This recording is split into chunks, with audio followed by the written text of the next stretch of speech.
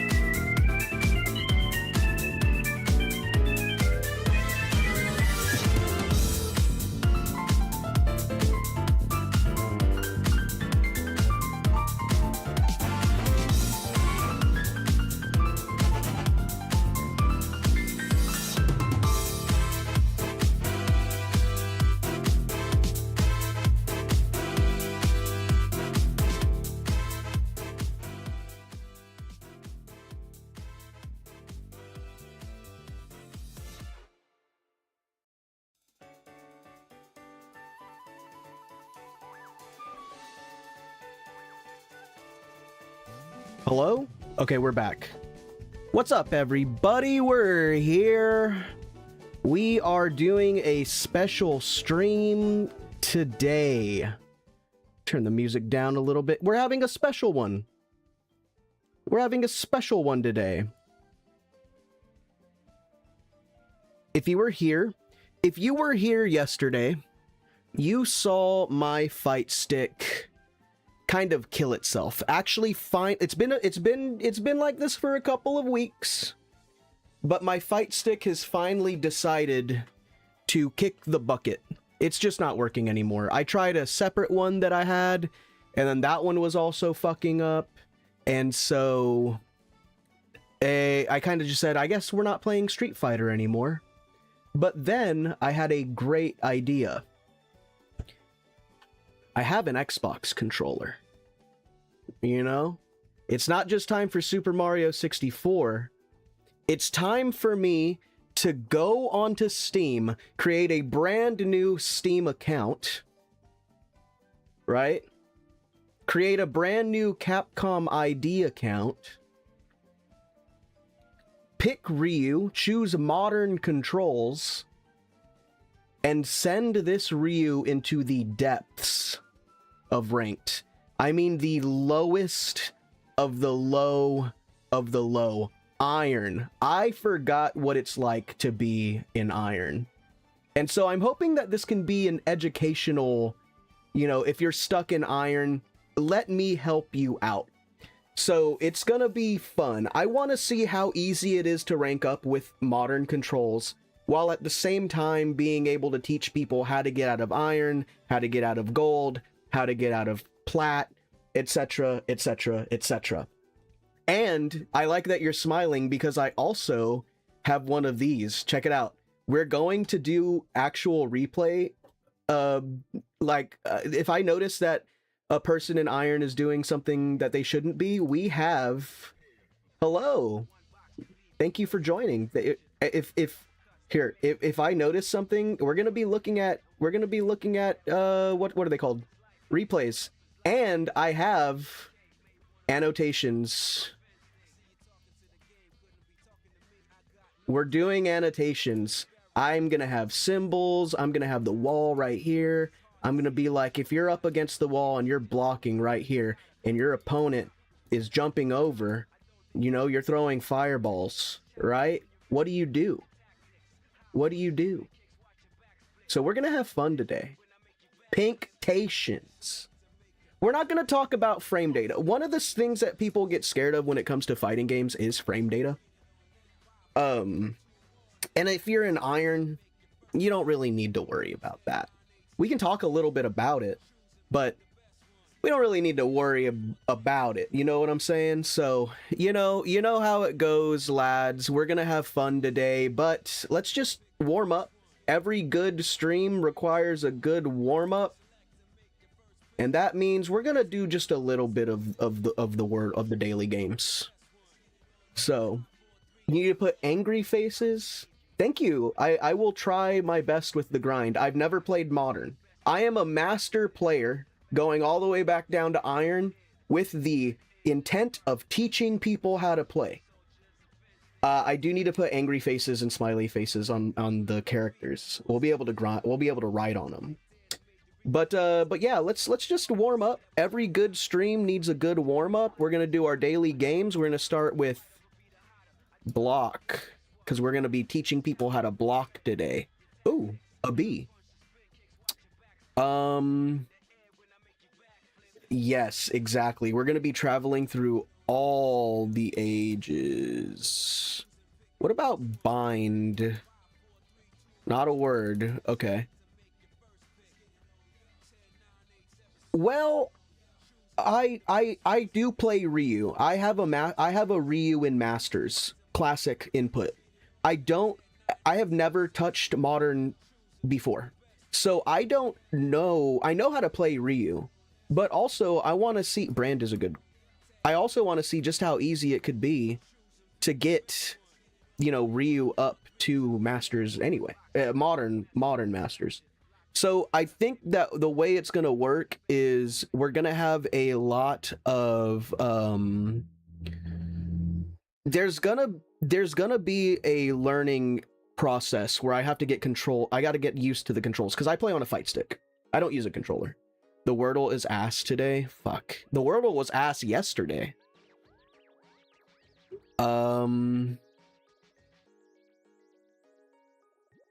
That's good. Yeah, I think that it's important for everybody to learn how to play classic.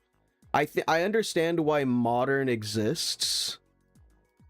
Buses. I understand why modern exists, but you should be playing classic. I think that I have an opinion on controllers that everybody should learn how to play on classic and everybody should learn how to play on a fight stick. I don't think that your controller matters. What I think matters is learning how to play the game, but the reason why I say people should learn how to play on a fight stick and learn how to play with modern controls is I'm big on arcade culture. I love arcades, and I was once a controller user, and I found out that it kind of sucks when you go to an arcade and you see like a third strike cabinet and you can't play on it because you don't know how to play on a stick. So that's why I think everybody should learn how to play on a stick. I don't think that it's necessary, but I think in order to get the full social aspect of fighting games, which is what, you know, it's kind of integral to fighting games, I think you should learn how to play on a stick. I think it's very important. Bueno is crazy because it's a Spanish word. Bugle. Not a word. Okay. Yeah, and I think it also, I think that you're right, Aaron. I think that the other thing too is like some fighting games pre like 2007 were made for arcade sticks, so they're like hard. I did say, oh, I spelled it wrong. I'm stupid. All right, well, the E is at the end. That's pretty cool.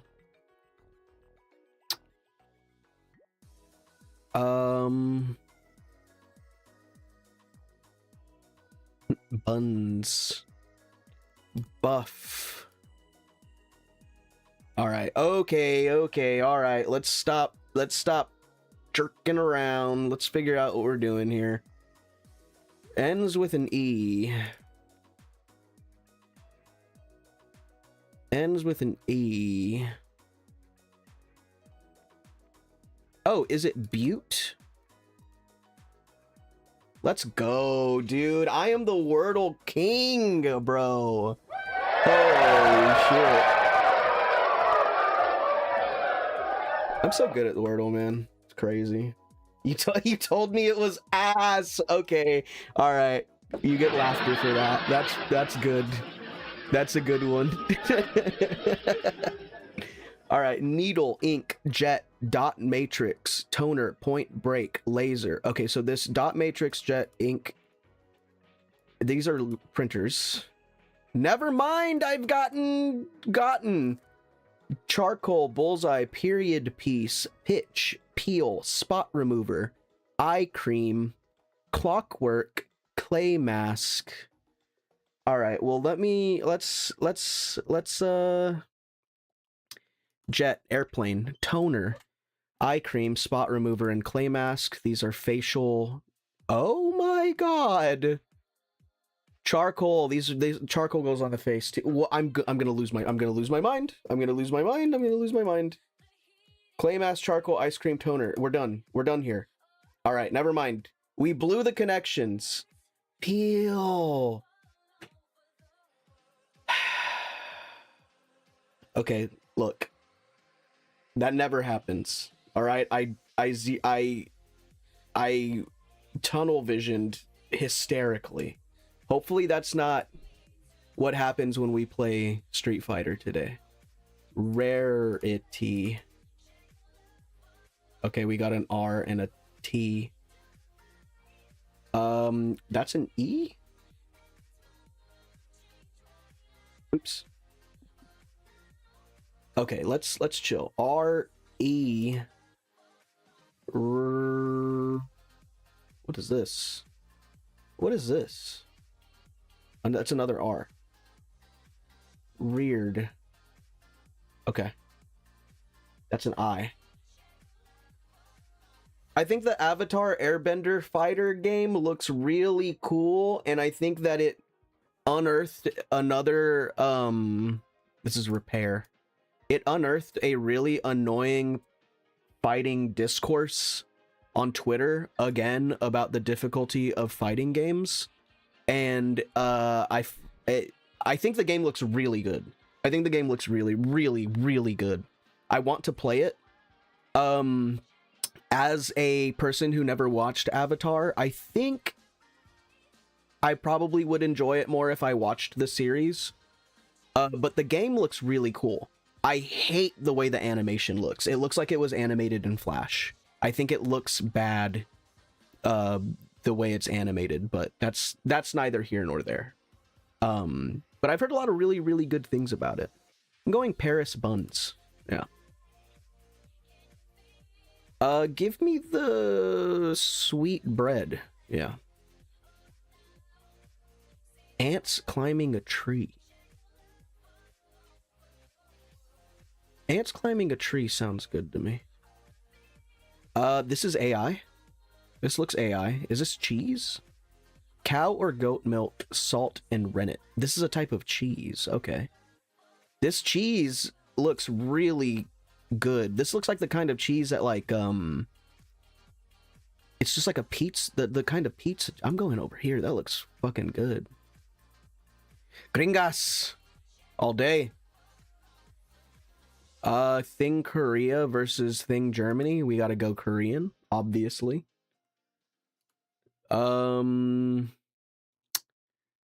This is a dough filled with stuff, and this is okra from Barbados. Coconut milk. The World Cup of food over here. Democracy sausage. That's just a damn hot dog. This looks way better. Yeah. I don't want a hot dog with ketchup on it. I was talking to Kelly about this the other day. She's like, is it weird when people eat ketchup? I was giving her grief about eating ketchup. She was like, is it weird when people eat ketchup with their hot dog? And I was like, yeah, it is fucking weird when people eat ketchup with their hot dog. Menudo? That's not the menudo I know. I think the sliced liver is going to turn people off. I gotta go over here still. No, I lost. Well, we still did better than usual. Stew food guesser. This beefsteak, mozzarella cheese, tomatoes, olives, hard-boiled egg. This feels strangely American. I'm gonna go the United States. Okay, we're fucking ice cold. And it's pointing to the southeast, which scares me. Morocco? Chivito. Oh, this is Brazil. Borders Brazil. Uruguay? Cool. This is rice, chicken, water, garlic sauce, sesame oil. It's so white, there's a lack of color that I immediately thought it was France. But the other thing that it can be is China. Borders China to the northeast is Korea. Alright. Sticky flour, rice, coconut milk. This is the Philippines. We're warm. Bangladesh is a guess. No. Alright, give me Thailand. Got it. 1200, we did good. Scrandle. Scrandle. The pizza and the cannolis looks way better than the chicken tenders and the fries. I'm going over here. People don't fuck with pie mash and liquor in this game, so we're gonna go with the sausage that are prolapsing over here. 52% of my peers agree with me. Sausage and red Leicester roll, or the pies never win. Pies never win in this game for some reason. People don't fuck with pies. Box of popcorn and the chicken balti pie and a barm. I am not a popcorn fan. I'll eat it when I go to, like, the movie theater. But a lot of people really like popcorn. And pies always lose in this game. I'm going pop. Never mind. Never mind. Give me the chicken flatbread. That looks way better. Cheeseburger, no cheese, Lotus Donuts. The game leans sweet. The game leans sweet. Oh my god, the roast potatoes with beef gravy, brother. Give me that. I'll tear that up with the wooden fork. Salt and pepper chicken fries all day. The sweet there is a sweet meta. People don't vote on stuff that has alcohol in it, and if there is anything Japanese or Korean, it will usually win, and if there is something sweet, it will usually win. Shoyu chicken. This is spiritually Japanese, so it wins. Never mind, it's not actually Japanese. This looks way better. Yeah. I hate being proven wrong immediately after I make a statement. Honey barbecue chicken strip fries. Slop bowl. 8 out of 10, not bad. All right, cat fishing. 1931 sculptures. This is the Christ the Redeemer. Cool. Australian slang. Regions of Australia. Deserts of Australia. Northern Australia. I don't know. I don't know. I don't know. Vegemite. The Outback. It was there. There's a steakhouse named after it. 7 Wonders of the Ancient World. Former buildings and structures in Iraq.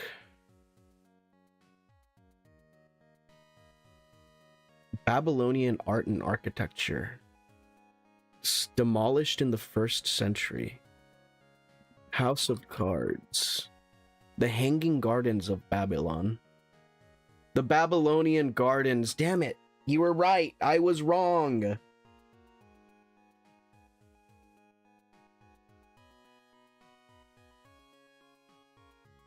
Populated coastal places in Hawaii. Port cities and towns in Hawaii.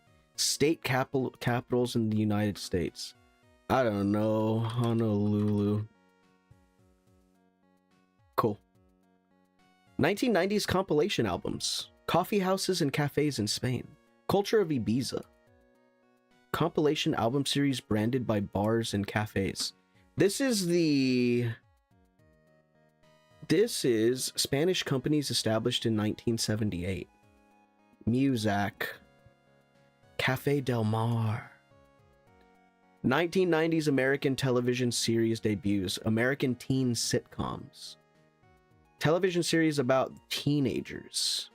Mass media portrayals of the upper class. Shot in Los Angeles. Saved by the Bell. Fresh Prince. Fuck. We're not doing great today. Characters in written science fiction. Fictional firefighters. Ray Bradbury. This is the guy from... This is the guy from Fahrenheit 451. John Fireman. Guy Montag, right? Irish LGBTQ novels. Adapted for radio. Novels, occult detective fiction. Fiction about human vampire. I don't know, dude. Is this interview with a vampire?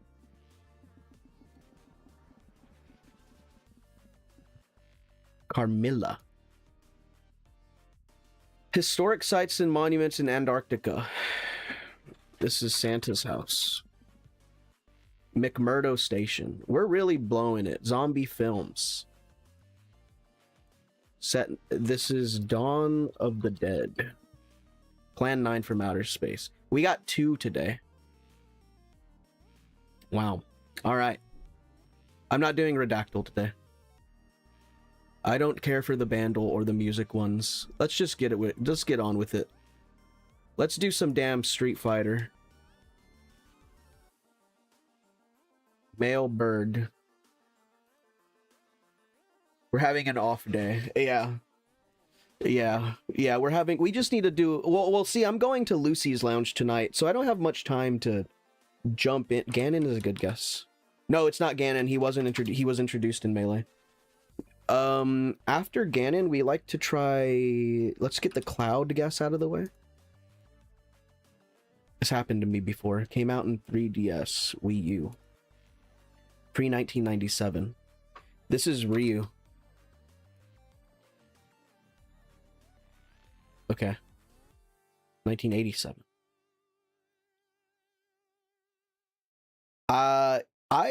Well, see, my fight stick broke yesterday.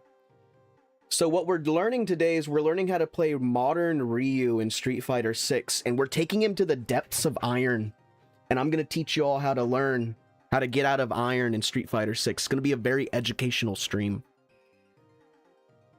1987? 1987.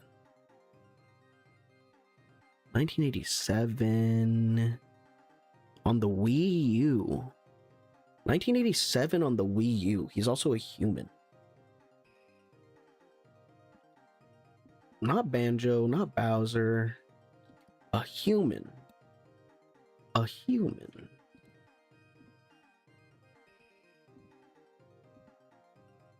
Could be. It's not Hero.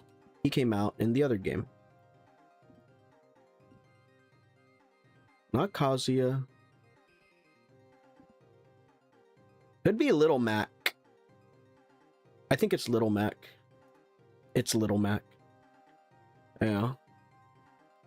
On the NES in 1984? Holy shit. Alright, let's do some kind of hard golf. Let's do some kind of hard golf. This golf, kind of hard. Can't forget the kind of hard golf, man. Boom. I'm gonna do some sacred geometry right here. Watch. Mira. No! Alright, we're just gonna do it easy then. Oh! That was such a good shot, too.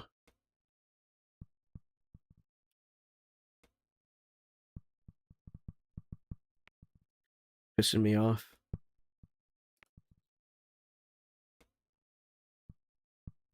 I bragged about my skills a little too much. No fucking way.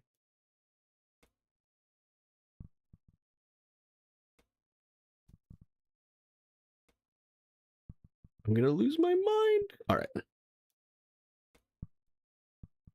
Alright, we're back. We're actually playing the game now.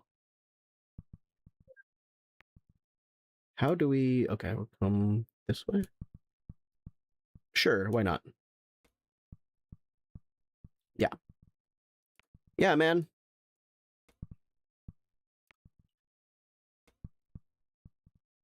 Alright, I'm fucking trolling so hard right now. Dude, what the fuck is this one? I was saying such... Alright. We're here. Loud fart noise. 28. 11 over. That's the first time in a very long time that we've gone 11 over. Holy smokes. Alright. Okay, it is time. Yesterday, my fight stick died. It's not working anymore. It's not taking inputs. My stick is not working. So I said, fuck it. Today, I got one of these. We are learning Modern Ryu. And not only that, I took a brand new Steam account. I got a brand new Capcom ID. I created a new account named Iron Improver. We are going to lose every single one of our placement matches. We are going to be sent to the depths of Iron. And I'm going to teach you how to get out. We are going to learn so much today. It's going to be a blast. Call myself Ryu Main. We can change the name. You're tuning in, Professor. Oh boy, oh boy. Professor Pink Hat has come to play. I do have I mean you could just always subscribe. All of the money that I get from subscriptions and stuff goes to like making the stream better and also sometimes buying beer. But like if we don't have to do a benefit show. You can just subscribe to the Twitch stream. You know what I'm saying? I do need a new stick though. All right. So first and foremost, I think it's wise to go into training and kind of figure out like the stream would be better if I got a better stick. Yeah. All right, we're gonna pick Ryu. It's smart if we get like, you know, somewhat accustomed to the buttons in the game. Okay, so my X button is light.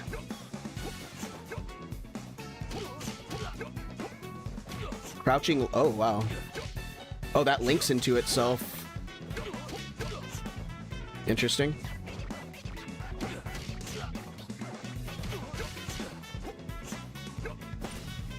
Okay. My X button is light. Okay, I found the special button. Yeah, Y button is special. Okay, direction and a Y button does my DP. Heavy DP.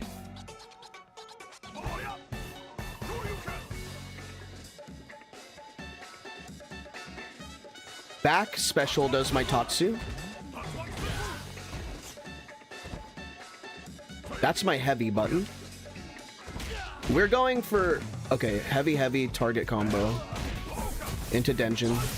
Oh my god. This might be bad. We're not going for God of Destruction right now. God of Destruction will be coming, which is what, like Ultimate Master? Okay, so I have all my crouches. Crouching heavy is my uppercut. I could also just do that. This is a target combo. That's also a target combo. Into Denjin. Oh my god, this is gonna be... I will try and play like a iron player. But it's a little bit more than playing like an iron player. How do I grab? 2 buttons? Okay. Who's barking? 1 second, y'all.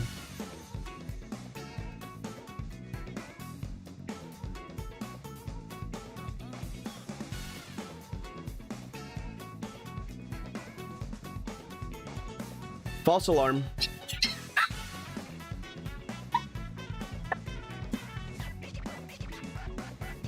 Nope. Here. Stop. There's no one here. Quit it. These dogs, I swear. Alright. Alright, we're back. We're back, actually, this time. How do I do auto combos? Okay, I don't care. I don't care. Oh no, oh my god. Get me out of here. Where are my command list? Fireball. DP. High blade kick. Aerial Tatsu. Okay, super arts. Special and forward heavy. Forward, special, and heavy.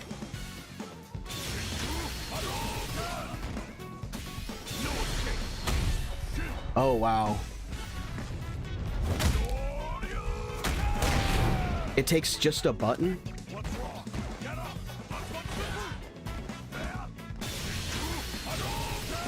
It's just a button. Very cool. Back heavy is my...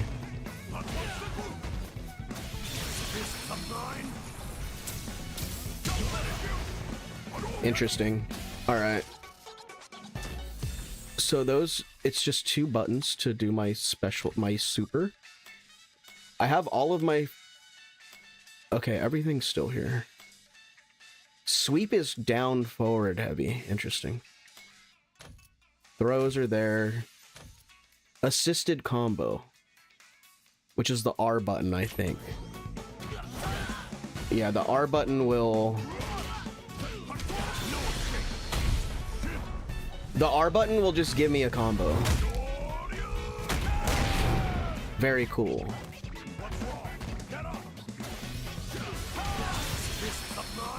Interesting. All right. Okay. We'll go as we go. We'll go as we go. We gotta change our character to Ryu.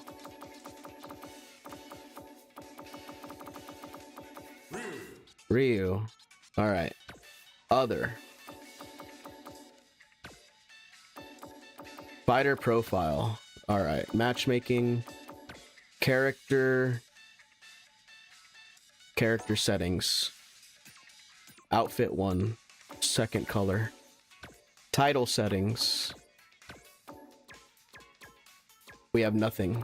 New to fighting games. Looking for spawn. Oh, I have nothing. Fights for love. Alright. There's a couple of cool ones out here. Let's do that one. Fire. Street Fighter. Pretty good. Think in terms of Iron player decision making, then work from there. Oh, we will. Oh, we will. Don't worry. Alright, let's turn on... We're gonna lose all of our matches. We're gonna lose all of our matches. We're gonna be sent straight to Rookie.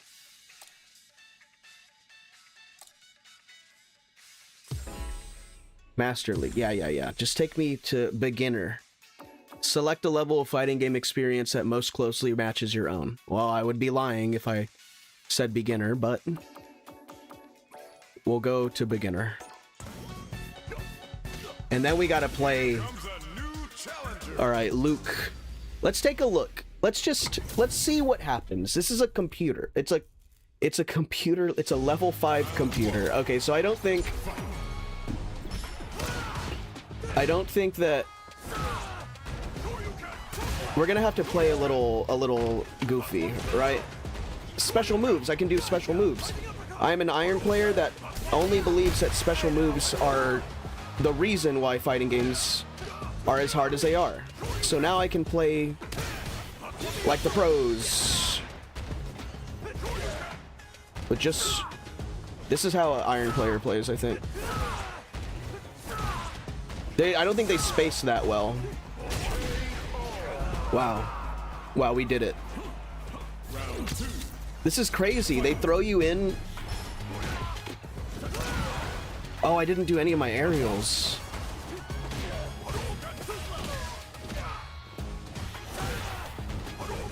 Oops, I'm doing quarter circles. Oh, I gotta throw these in there for sure. I don't get my cross up. Oh, you gotta press the R button.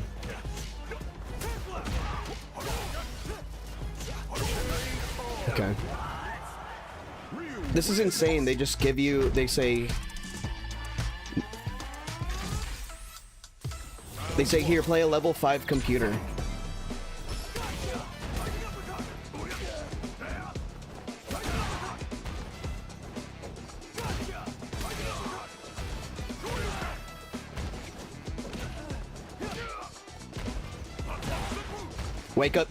Wake up Tatsu. They love that one.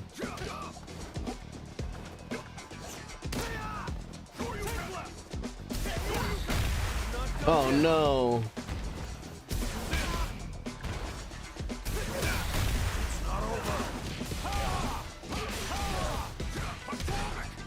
Something like that, just mashing the combo button. That counted as a placement match.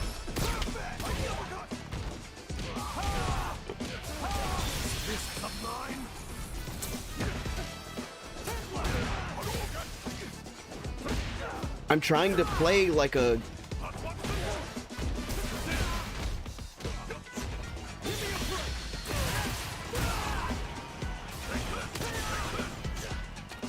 Oops. I shouldn't be throwing. People don't throw down here. I got two... Give me an actual character. I'm trying to be sent down to the lows, right? Like, it gave me a level 5 computer. They're like, you beat the CPU. Alright, this is a Ryu player for sure this time, right? Okay, this is a guy in Iron. His name is Henyikma. Alright, let's see what he does. We're gonna lose. We're trying to lose our placement matches. We got a Fireball, Air Tatsu, Big Sweep. He's...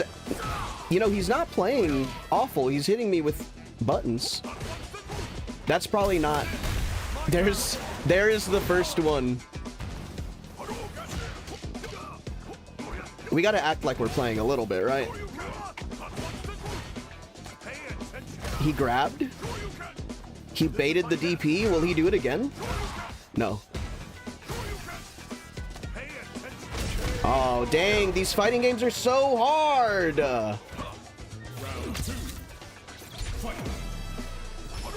Throw a fireball.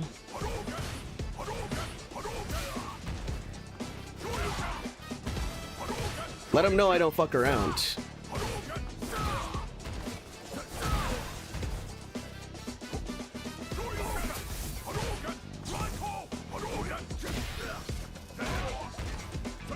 There's an overhead. He likes using overheads.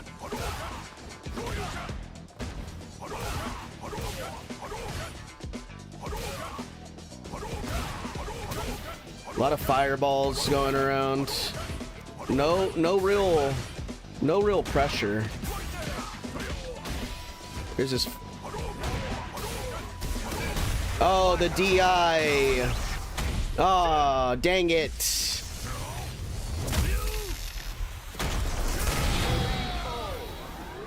How will I ever get out of this hellhole that is Iron? Rematch me. Do you think the one and dones are crazy in Iron? I don't know. I am the Iron improver. I think this is like how Iron people play.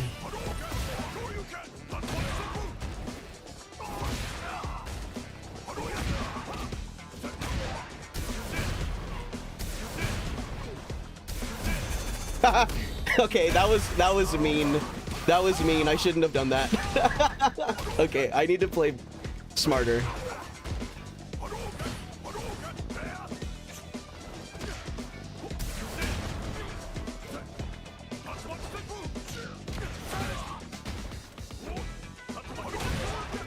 That goes through fireballs. Oh no.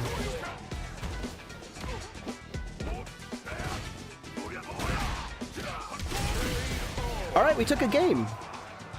We took a game. Not bad. Not bad. The Iron Improver has taken a match.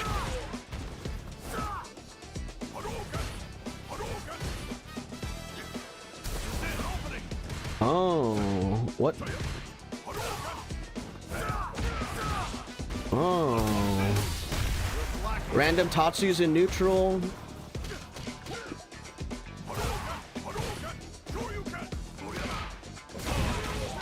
A random DP, random EX DP to kind of...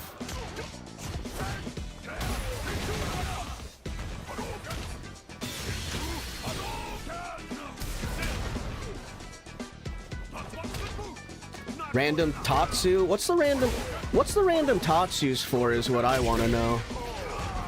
Does he know that it goes through fireballs? Like, or is he just pressing it? I'm trying to get in his mind. I'm trying to get in his mind with it. Just whiff a Shoryuken in front of him. Oh, wow.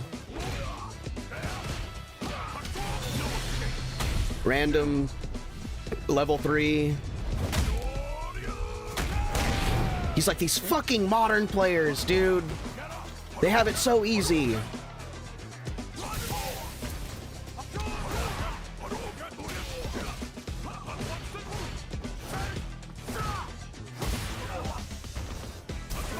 Oh no. Okay, I'm gonna let him win now. I gotta lose this. I gotta lose this. I gotta lose this. Oh, shit. Fuck. We gotta be sent to the depths, and I mean the depths of iron.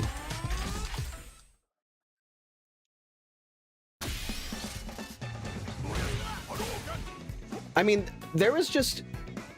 If we want to analyze that, there's just a lot of stuff that he did that he shouldn't have done, like random Tatsus in neutral.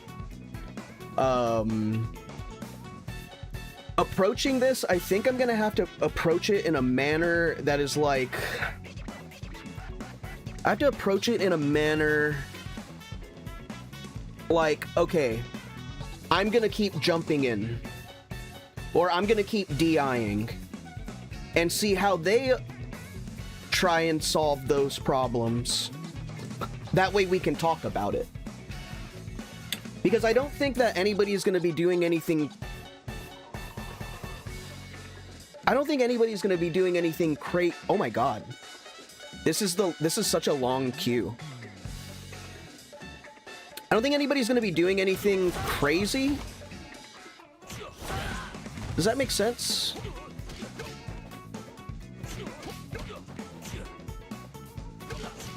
I think there's still stuff that we'd be able to talk about. Does that make sense? But I mean, what was there to talk about that last game? Other than don't jump in. Be prepared to anti-air. Don't do random Tatsus in neutral. That was the biggest issue. Random Tatsus in neutral was bad.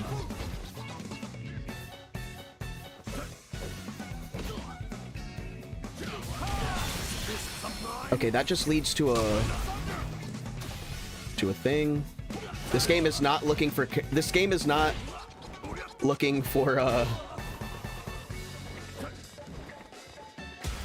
I don't have a cross up? Alright, DJ. Okay, DJ. We have a DJ player coming. This guy is also a new challenger running a modern DJ. How do we do this? Let's see what's going on down here.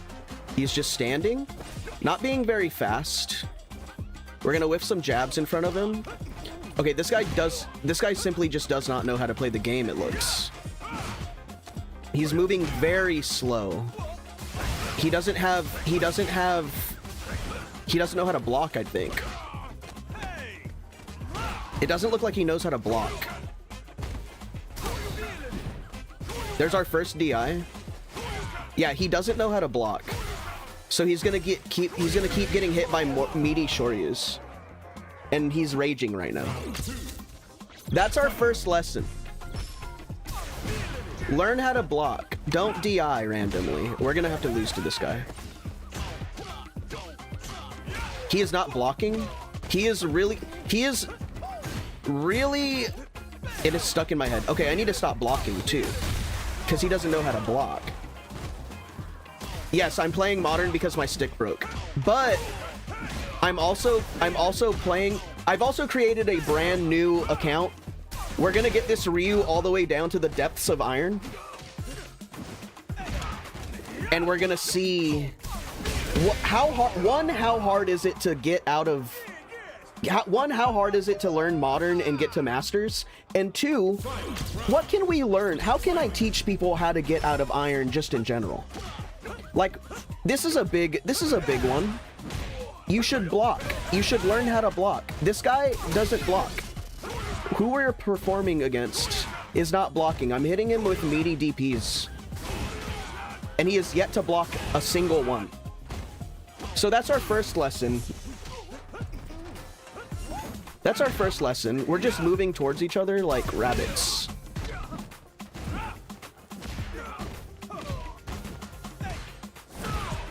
Watch this video if you want to get out of Iron. I will take you out of Iron.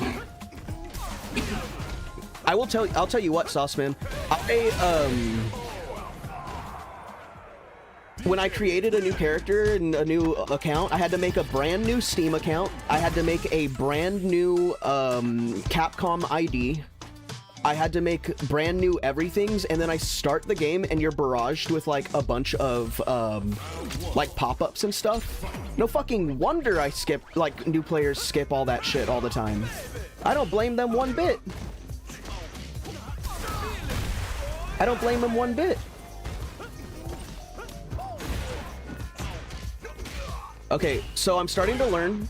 This is our first modern player that doesn't block.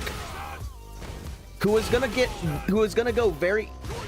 Oh, we got our first block.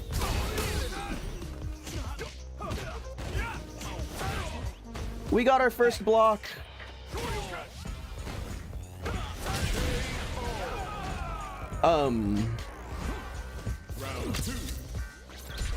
I forgot where I was. I just got so excited that he blocked me.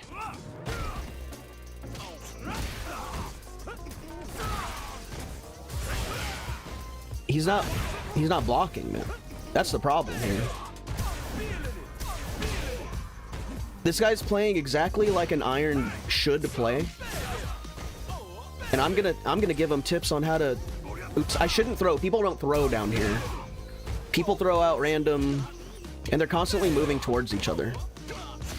And pressing buttons and hoping one hits. Random DI. Jump in with no payoff. Damn it, he got me. The button mash never fails. People skip the tutorials and they go, where's the strongest button? There it is. Oh shit, he got me. No payoff. No payoff from the DI either.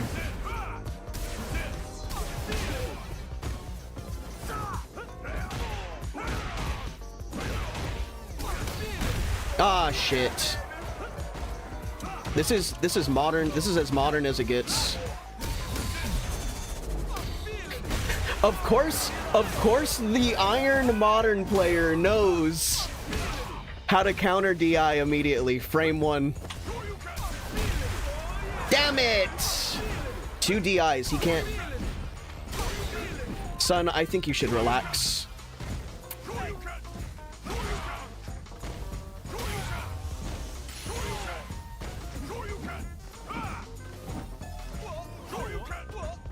He's just mashing grab.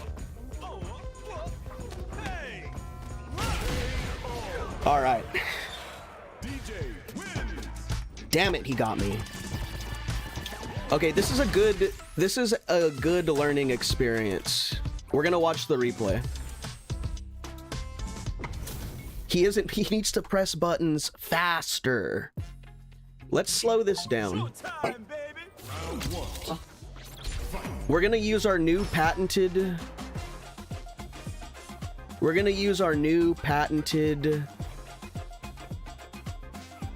annotation software.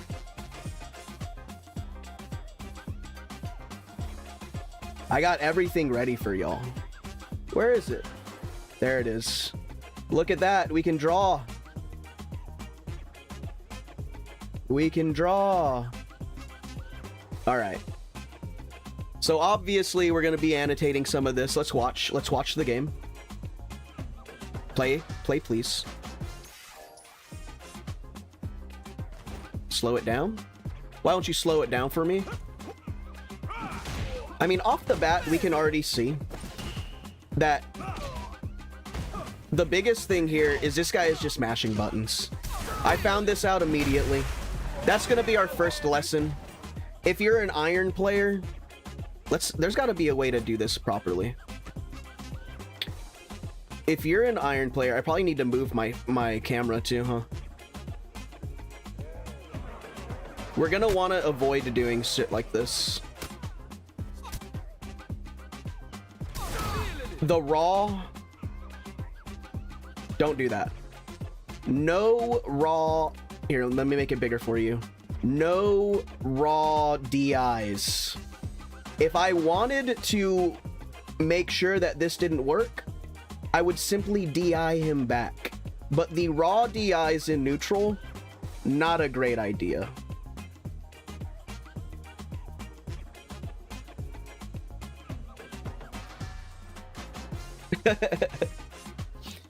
I don't even think Master is on the periodic table. True. Let's see like a real issue that has presented itself, which is coming up very shortly. We find out very quickly that he doesn't know how to block. This is a huge, huge thing in this game. If you are Iron and you don't know how to play the game, that is fine. You are gonna get the most growth out of learning how to block. There is an area in this fight where I do nothing but DPs, and he could have just blocked it, but instead, he was so hell-bent on just pressing buttons, it was his downfall. This is the reason why he lost. He's just pressing buttons. He's moving forward with no thought, with no thought in his mind. Look at this. Right here, he just moves forward. He just moves forward. He's doing nothing. When you're in this position, when your opponent is right here, and you're in this position, I have all this space in front of me to do whatever I... Hold on, let me repeat. I have all this space in front of me to hit you with whatever I want. He is just coming straight at me like this. Right? No fear in his eyes, and what does he get for it? He gets DP'd. I saw him. He entered this area in between me. The no-go zone. Do not come here. I'm having way too much fun with this annotation thing. I'm so sorry. But yeah, this would have been solved. When you're in a situation like this and you're moving forward, and he keeps moving forward, what you actually want to do is throw a little backs in there. I'm gonna come. Throw a little back in there. Do not come. You have to approach safely. You approach a little bit, you go a little bit forward, and then block. But he doesn't know how to block. That's the biggest issue, which is why all he knows is move forward, move towards the enemy. And what happens when you do that and you don't know how to block? Simple. You get DP'd.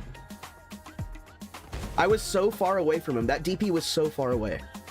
If he would have blocked, if he would have just blocked, he would have been fine. He would have gotten a punish. He would have gotten a punish because this would have blocked and then he would have been able to execute. Walk him down type shit. True. What else happens? He gets up and he's still not blocking. He gets up, he's still not blocking. Run it, go backwards. Oh, okay, that's I guess once the KO happens, it doesn't work anymore. What can we learn from round 2? I jump in. There is no anti-air whatsoever. Which, he doesn't know how to block. He probably doesn't know how to anti-air. When you're this far away from your opponent, there's a certain distance between you and your opponent, right? Where the chances of them jumping in go up dramatically. Like, I mean, absolutely dramatically. It's usually about this distance, and I show him immediately, I'm gonna jump. I want to jump in. There begins the arc of the jump. He is in a perfect spot right here to anti-air me. Because the arc has already begun. I have not, you can go frame by frame, which is fucking awesome. I have not done anything. This is a habit of mine. Can I go to the settings real quick? Yeah.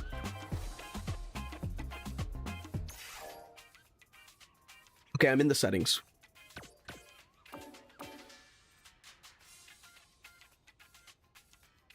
Display? Okay. Oh, hide. Are we gonna show stuff? Okay, we can show input. We can show inputs and frame data? This changes everything. Turn on attack data. Absolutely. I want to see what buttons he was pressing too. Yeah, I want to see what buttons he was pressing too. Look at all these buttons. I'm stuck in neutral for 6. I neutral jumped. He walks under me. He just said, we're going this way. He did not, it did not click to him because this person has not practiced anything. This person hasn't practiced anything. He doesn't know how to block. He doesn't know how to anti-air. This is an example of him just wanting to move forward towards the opponent. He straight up just starts moving forward. Look at this. Look at this number up here. 99 frames of him holding forward. When does it change? He doesn't even realize I'm on the other side of him. He's still pressing forward until I land where he attempts to grab me. And he gets the grab.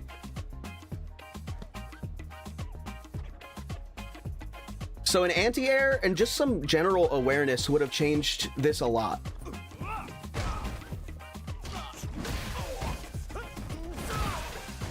Or examples of him just not blocking. I'm also trying to play like an iron player.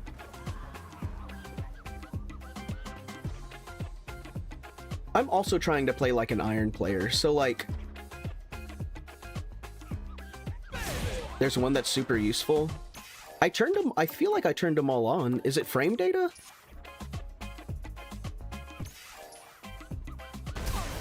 Oh. Frame meter? No, don't want this. This is doing a lot here.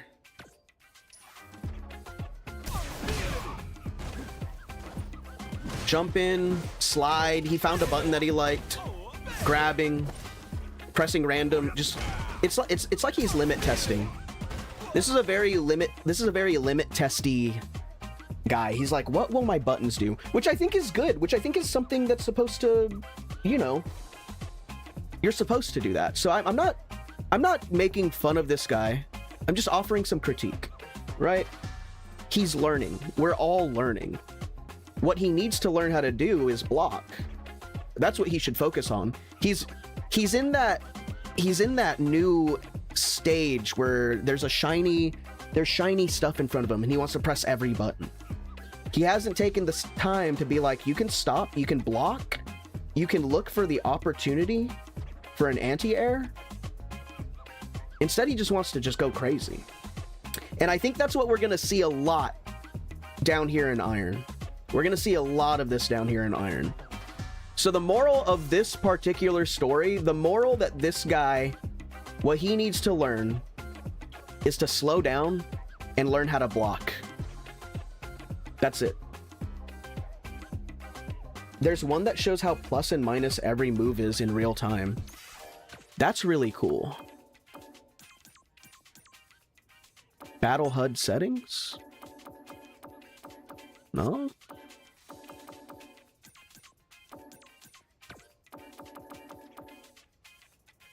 You might have to do display all.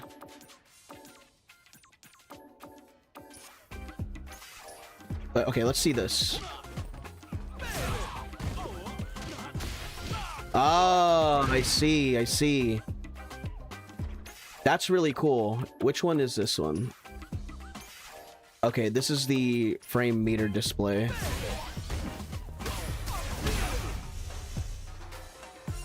I do find this to be really cool, but I feel like it clutters the screen up, and for a new person watching this, it would be information overload.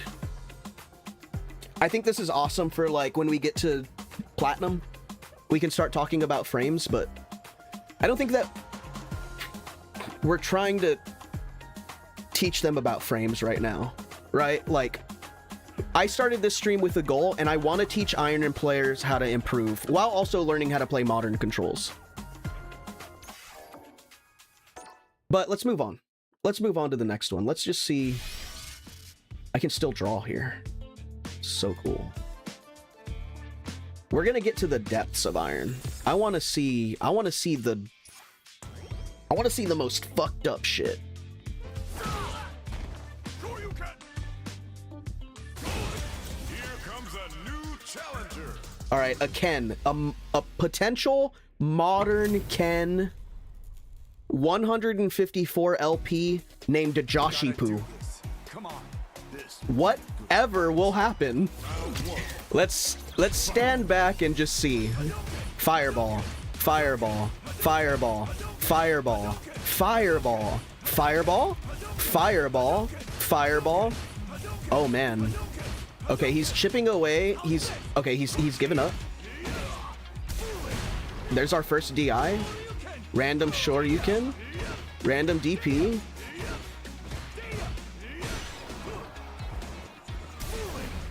Okay. All right. Born to Zone.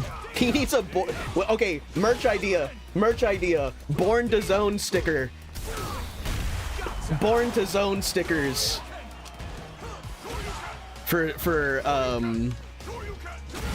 Okay, it looks like he can block a little bit. It looks like he has an idea of...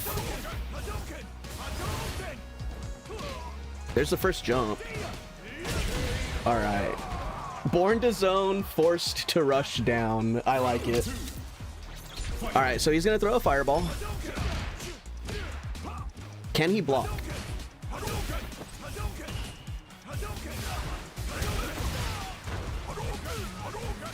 He knows how to block fireballs. He knows how to jump over fireballs. He knows how to DI through fireballs.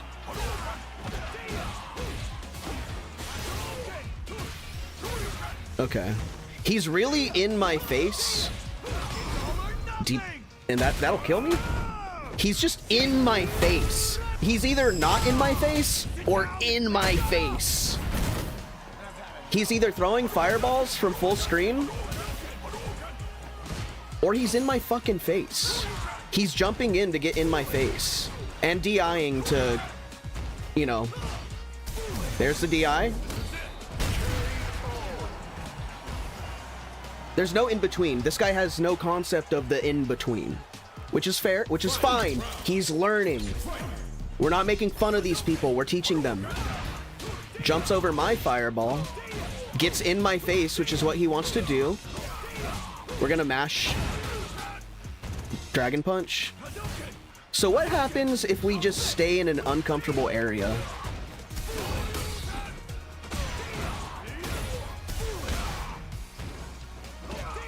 Nice. He got it. He's just in my face, in my face, in my face. Alright, let's try and be a problem for him now.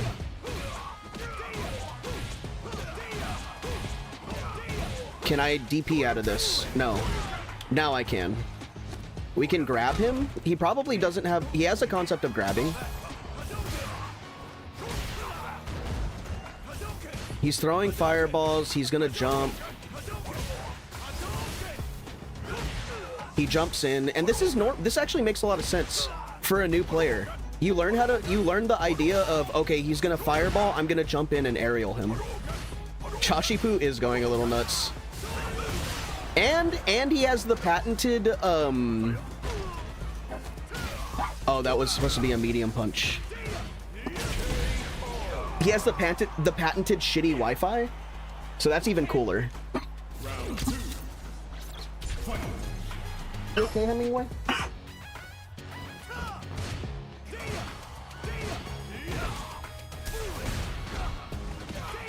My dog is sick. Okay, where are we back? Alright, we're gonna wake up DP. Throw some fireballs. He's gonna jump because he wants to be in our face. Throw more fireballs. The Dragon Lash to get in. The DI to get me dead, to kill me dead.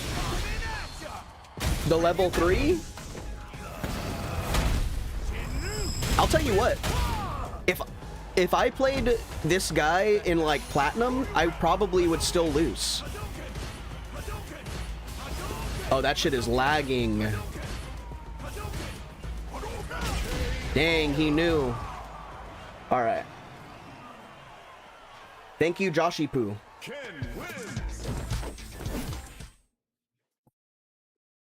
Thank you, Joshipu. Is there anything to glean from that? Was there anything that we could have learned from that? Bad Wi-Fi genjutsu. True. Gotta do this. What have we learned? What can we learn from this? So right off the bat, we start with an uncountable amount of fireballs. This guy has figured out that he can control all this space with a pretty blue orb. And he's like, why is this not working? Look at all that. This was the funniest part of the match. Until he gets tired, and then he decides, all right, we're gonna just Dragon Lash him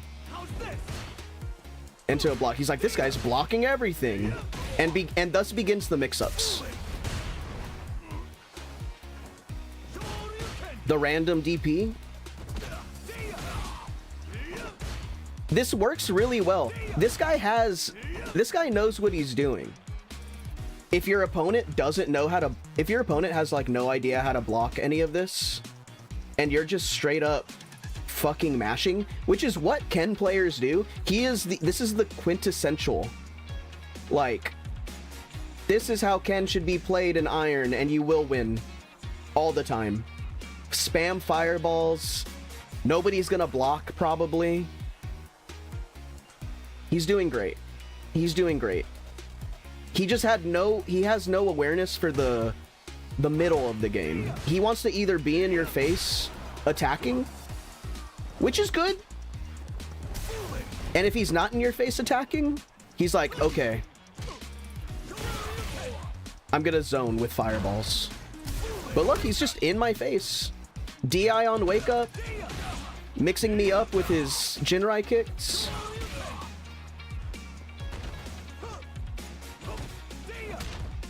I was trying to mash out here. No, not here. I'm not trying to mash out. But there was a point where I was trying to mash out with my DP. But I think you could only EX DP. I think you can only mash out with EX DP. Because I do it here.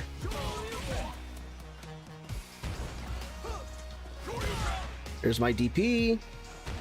And then he says, okay, I'm going to get away from this freak. I'm going to punish his missed DP.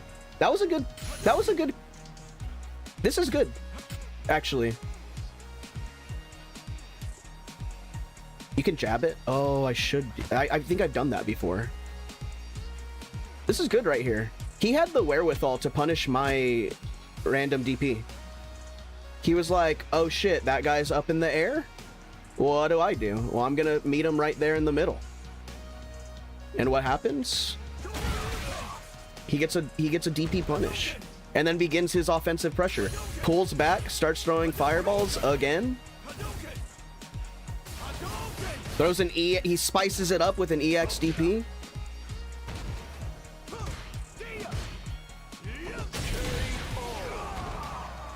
He's on the road to being a very promising Ken. All he needs to really do is just kind of chill a little bit. He's not bad. He needs to chill on the DIs, for sure.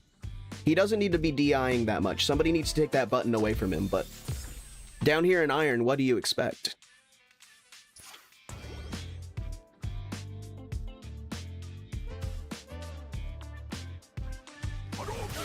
It's nice to know that I can do this. Look at how much damage that does.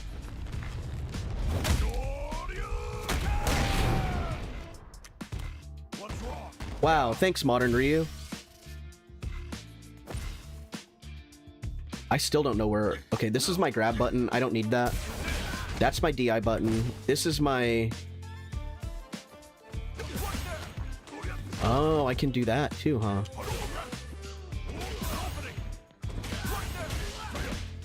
Interesting.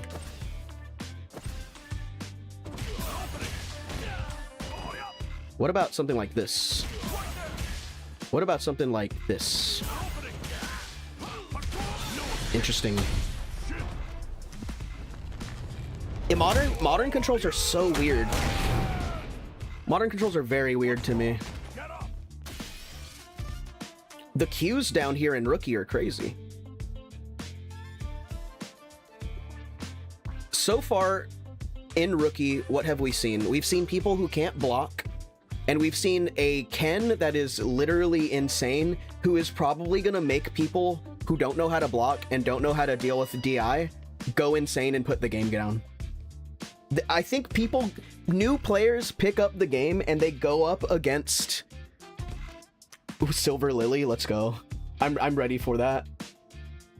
But I think this is a big part of our fighting games hard discourse, because I think what a lot of players do, they don't play the tutorials, they jump right into ranked, they go up against a Ken player like this, and they go, what the fuck? I shouldn't be put up against a guy who's really good at the game and I can't do nothing about it.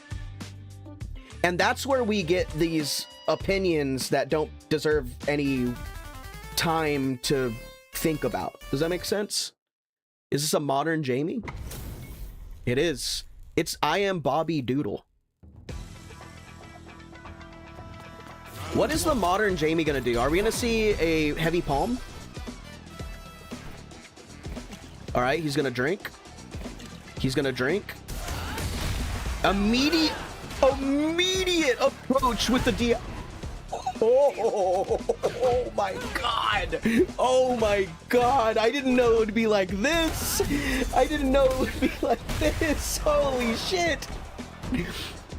Though I just walked up and he said, "Fuck you, die, idiot." Oh my god, I'm getting my ass beat.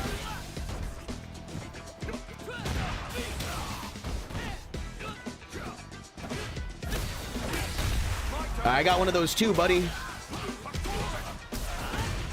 Shit. No punish on it, though. No punish on it. Thanks, Bobby Doodle.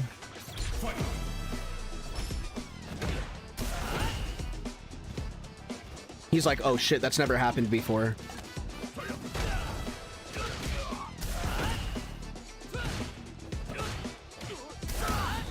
No, Bobby Doodle.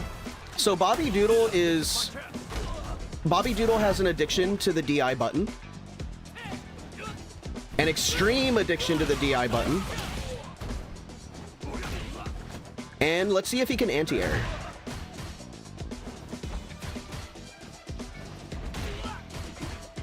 Bobby Doodle does not know how to anti-air. DI? Where's my state-mandated DI? Another DI?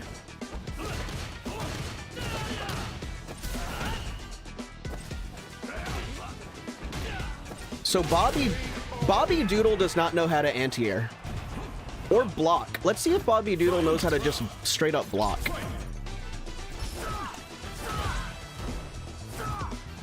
He knows how to DI, that's for sure. I think his block button has been replaced by a DI. Oh, there's the anti-air.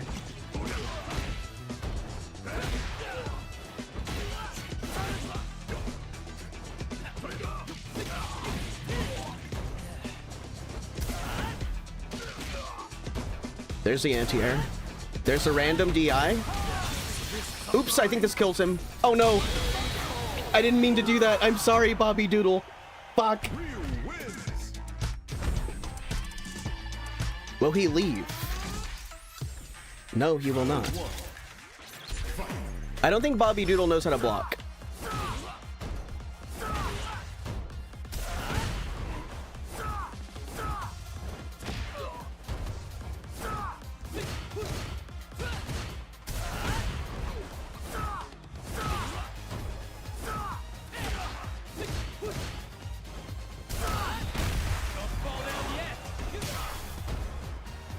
Yes. And that's the thing, is like, that's how you learn. Okay, there's one block.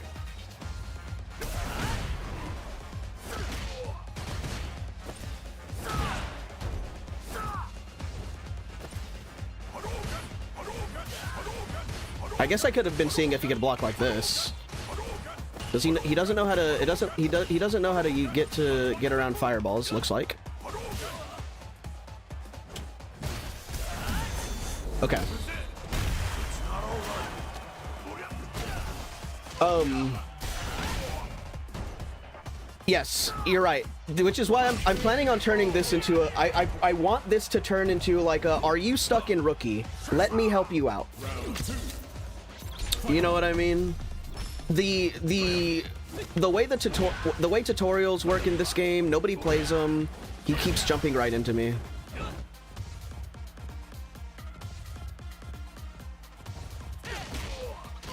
Go on, Bobby.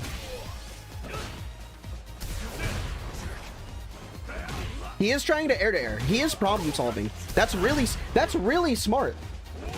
He was there. He had it. He said, and you know what? To actually talk about that, that is an exact, like, perfect example of, like, oh, I keep getting hit by this thing over and over and over again. And you can see, you saw him attempting to air me, and he's like, okay, this is how I'm gonna cover jump-ins. And if he practiced this for like 30 minutes a day, actual anti-airs, he's not doing it. He's trying to perfect parry my anti-airs. If he practiced doing that for like 30 minutes a day, he would probably not be in Rookie. He's at 0 LP. This guy's in the depths of Rookie. And you know what? For being 0 LP, he's doing more problem solving than anybody else that we've come across so far. He's taking it slow. This is an admirable, like, he shouldn't be. This is the beginning of a really bad habit. He is perfect parrying every time I jump in because he thinks that's the answer. The air-to-airs aren't working. His anti-airs he hasn't even tried. But the thing that he does know that definitely works is parry. So I think we're watching the beginning of a perfect parry aerial habit where, like, this is where it begins.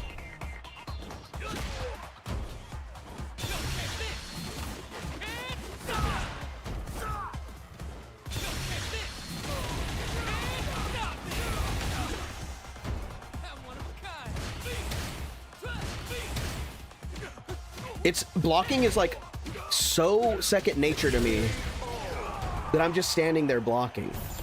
Where are we? We're in Rookie.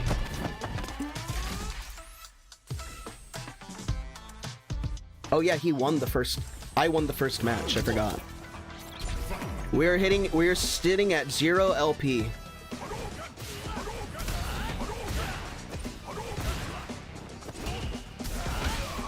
So this guy has a case of perfect parry DI addiction.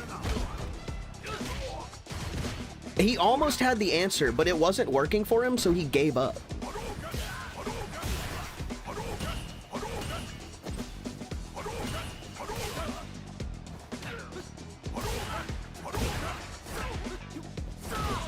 And I don't think that he can block.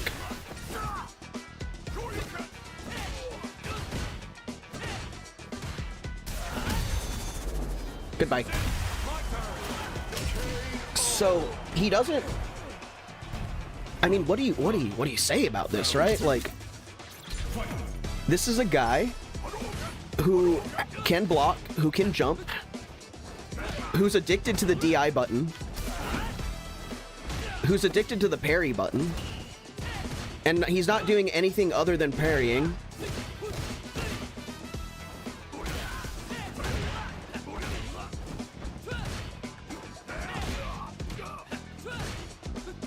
He's mashing ramp. It's almost like he's playing like he has an idea of neutral in his head, right? He's moving forward. He's not blocking. He's DIing whenever he wants. Random DIs, random standing heavy punch, random parry, doing it again. That was a parry to DI combo right there. Tries for a grab. Not bad.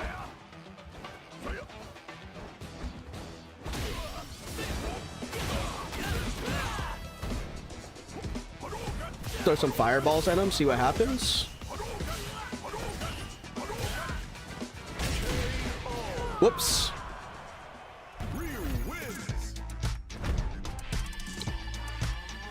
I think you're right. You're 100% right. There needs to be a primer. There needs to be a, like, watch this, because, like, watch this before you start this series. That way you have the concept of why all these things are good. That is one thing that happens often, and I am guilty of it too. But a lot of people, when they're trying to teach newcomers, they forget that newcomers have never heard this lingo, and they don't know what these concepts are. So I agree with you 100%. There needs to be a basic, like, this is what a punish is. This is what you're looking for when you're playing a game, when you're trying to, you know, attack or something like that. I agree with you 100%. I think that's super important.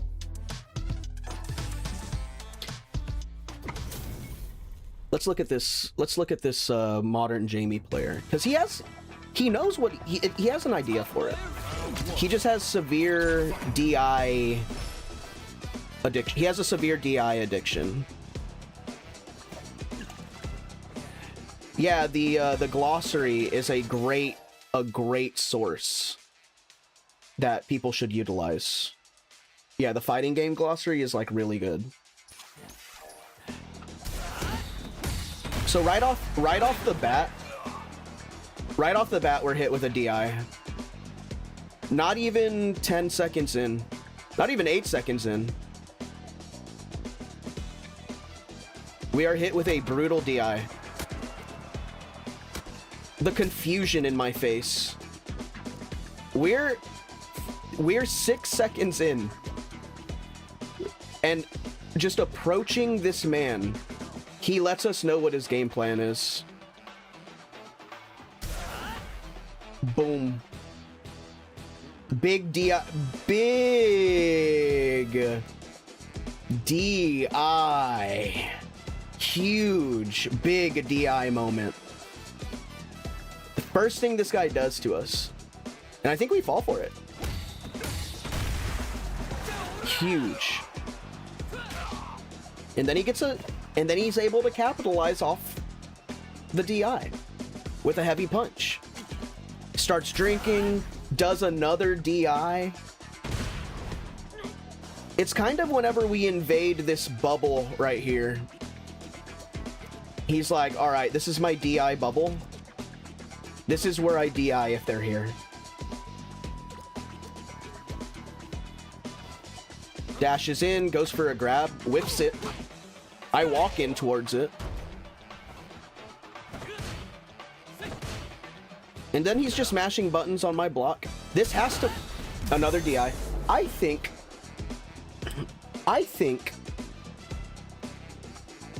we need to stop blocking. I think we really need to embody the Iron player. More DIs, more mashing. More DIs and more mashing.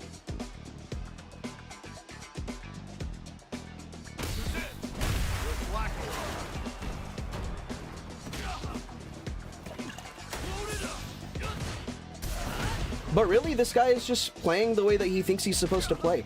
DIs work down here. DIs work down here.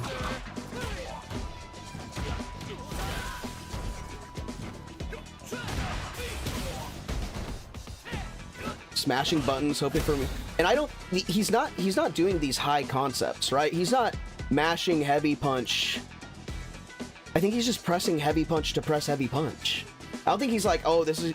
He's gonna wake up and my active frames of my standing heavy punch are gonna be active as soon as he's standing up, which will catch any of the beginning frames of whatever button he might press. I don't think that's in his head right now.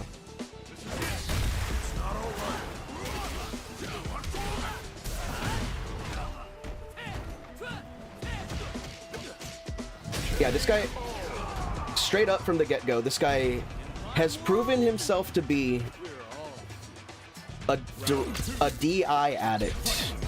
Does it happen again? Yes, it does. It's that bubble. There's this bubble right here. Whenever he sees any sort of extended hurt box, he's like, it's time to DI. Take a drink.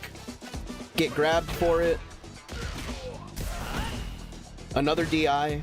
I guess I didn't realize how much he actually relies on the DI button. Like I said, we're watching this awful habit develop in real time. It's like watching your friend do marijuana for the first time. And you're like, oh no. He's a lost cause. The DI is the big button that wins. There is no counter.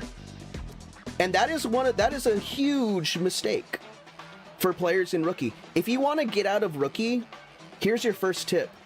Whenever, don't DI, just DI when they DI, and you will win every game.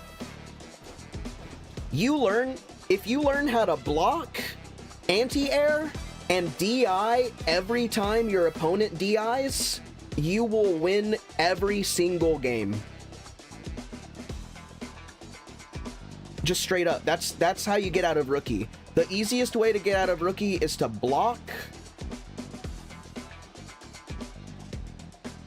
anti-air, which is an attack when somebody jumps at you from the air. When someone jumps at you from the air, you are here to meet them with an attack. And then don't DI until they DI. That's how you get out of Rookie. It's the fastest way to get out of Rookie. DI dumb incentive? True. This is when we find out that he doesn't know how to anti-air. He tries. He tries to anti-air.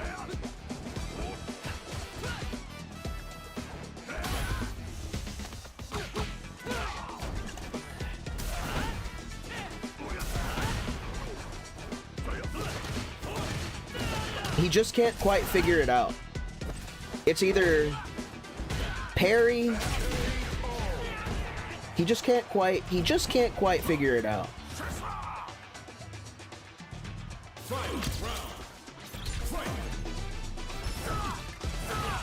This is me testing it to see if he knows how to block.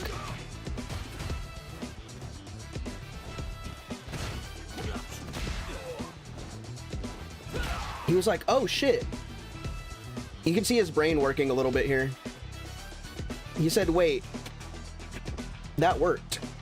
He hits me with the first heavy punch. Right here. Wow, look at these frames. Look at these animations. He hits me with this first heavy punch right here, and then he goes, oh shit, wait, that looks pretty good. He sees me loading up. He steps back. He even stepped back a little bit. And then this is the perfect jump in arc that everybody's always looking for when they jump in. And then he says, okay, I'm in proper space right here. I'm gonna meet this with an anti-air.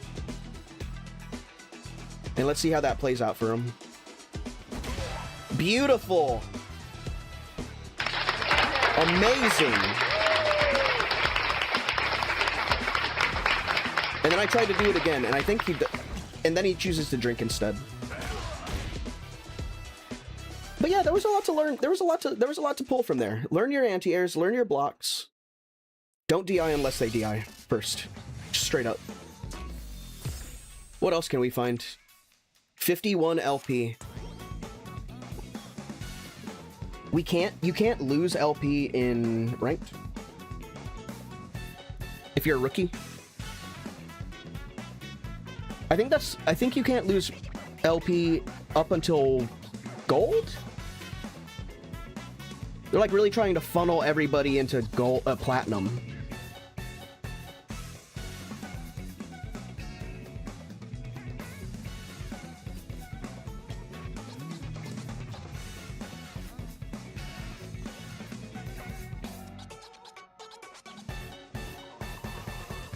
We need cosmetologists. We need more.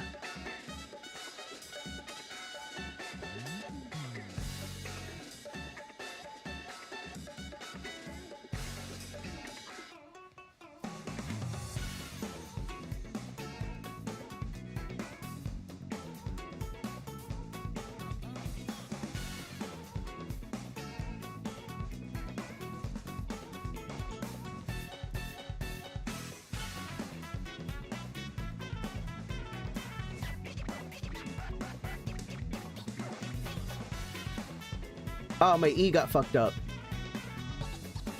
Damn it.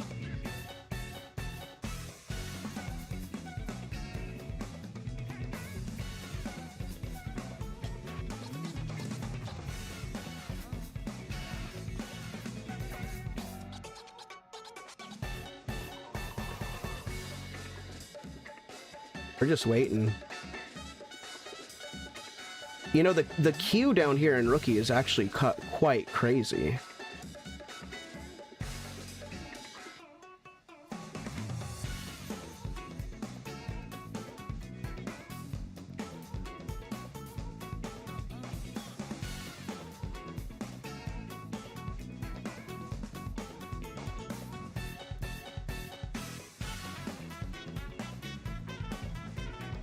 Beautiful.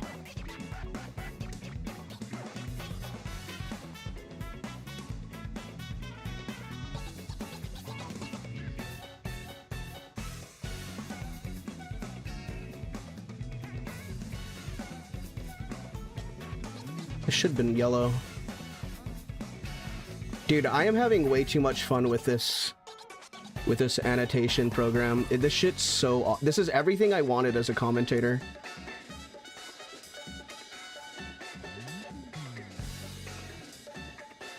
This is everything I've ever wanted as a commentator. This shit's awesome, dude. Ah!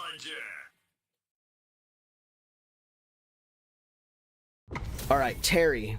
We got a classic 0 LP Terry.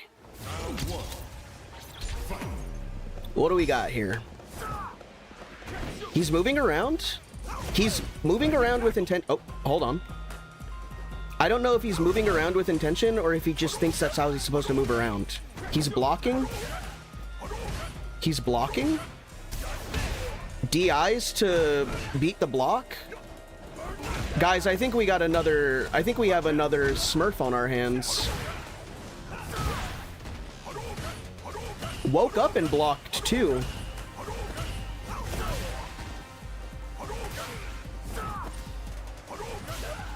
This guy knows how to block. Let's see if he can anti-air.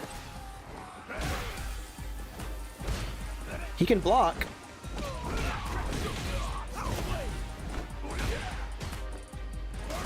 It doesn't look like he knows how to anti-air. So he has the concept of blocking down.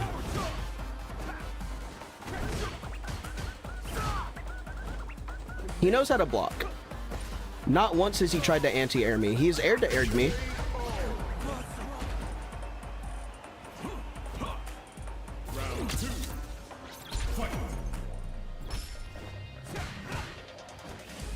Now he's jumping. He's just pressing buttons. Throwing fireball. He knows how to grab. Throw some fireballs. He will jump in.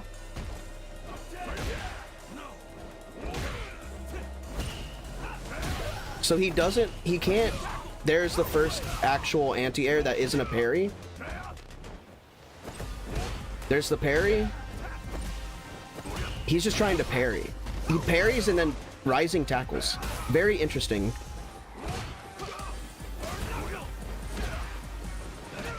Now he's jumping to catch my jumps. We're watching him get it. Raw super. Raw super.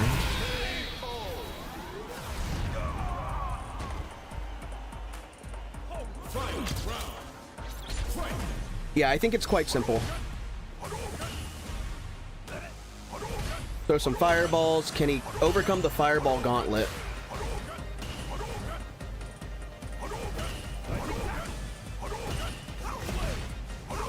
Throw some fireballs at each other. Throw some more aerials at him.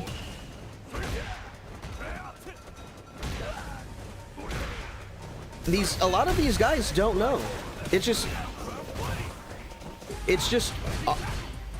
they need to be taught that in order to win this, he has an answer that isn't a DI or a parry. I just think that the game does a pretty bad job. He's meeting me in the air to stop my anti-airs. Because I think that's what they think the answer is. Does that make sense? No one has sat them down and said, hey, if somebody is jumping in towards you like this, do this. Right?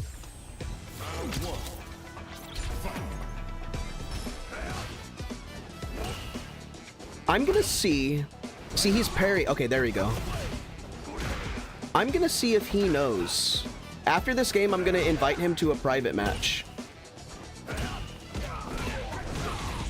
I'm gonna see if he...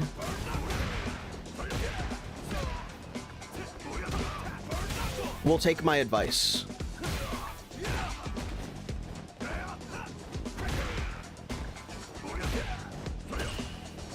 Because he's just parrying, right?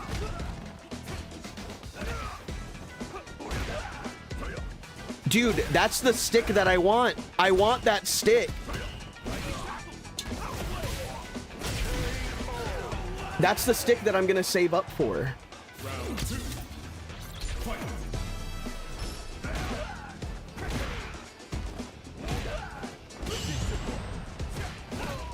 See, and they're parrying, but the thing about parrying is you don't know what you get after you parry.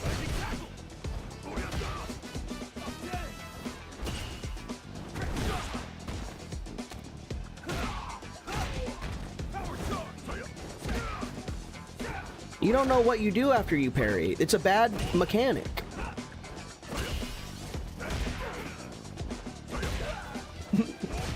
Block and don't DI. $200, please. I think this guy also knows what he should be doing.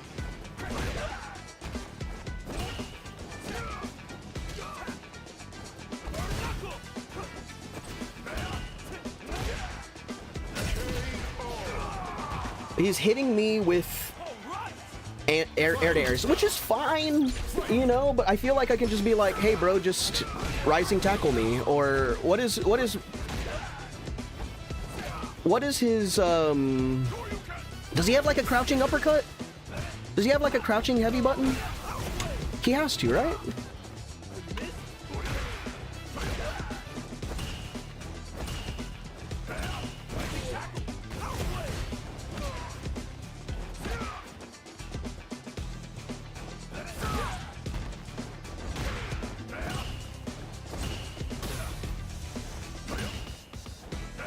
Alright, today we're gonna try and teach Iron players how to anti-air. I'm gonna be like the Robin Hood of Street Fighter. When does the Raw Super come out? When does the Raw Super come out?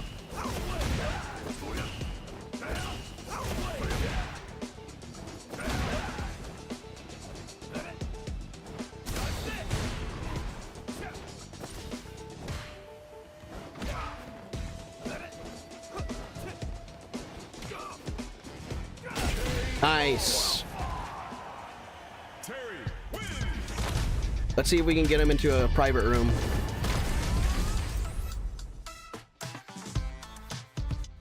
No, Terry! That's fair.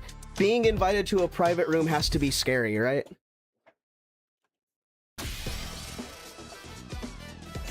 I should worry about my combo games. I don't know how my combos work.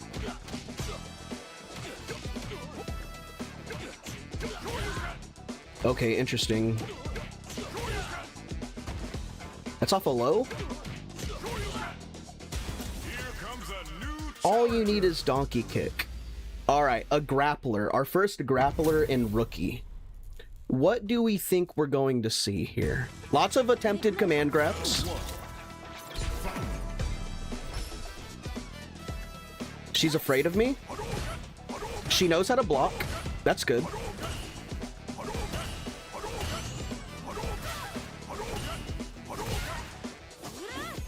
She knows that that goes through fireballs.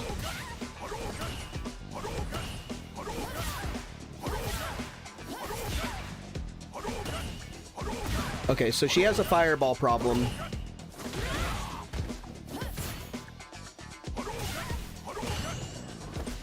Does she know how to anti-air?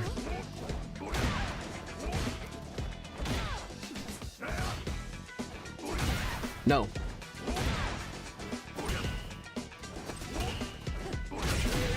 She did start parrying. There is a parry epidemic happening in Rookie. There is a parry epidemic happening in Rookie.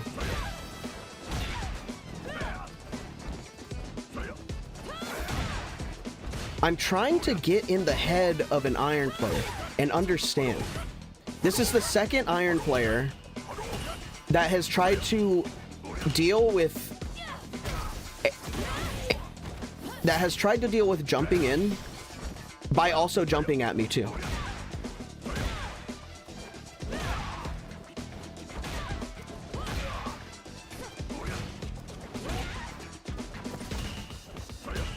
Interesting. The game doesn't teach you how to anti-air. Yeah. I agree. And if it does teach you how to anti-air, it uses the words anti-air. Because you can go to your command list, right? And it will say this is a good button or this is a good attack to anti-air. They don't know that there are buttons. I think we're gonna go CoffeeZilla on this shit. I think we're gonna find out. Everybody wants to cry about how fighting games are and how accessible there are. Like, she is meeting me in the air. She'll either block.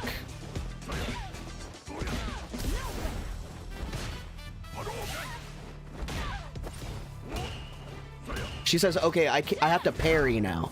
There's nothing I can do but parry.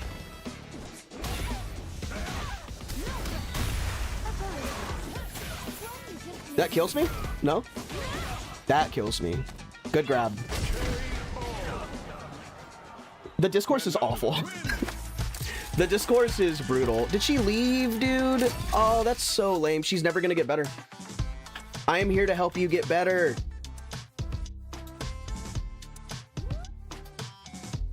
We have found the problem.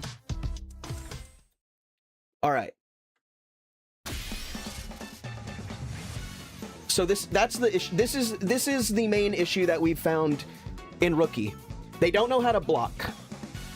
They don't know how to deal with jump-ins, and they rely too much on DI.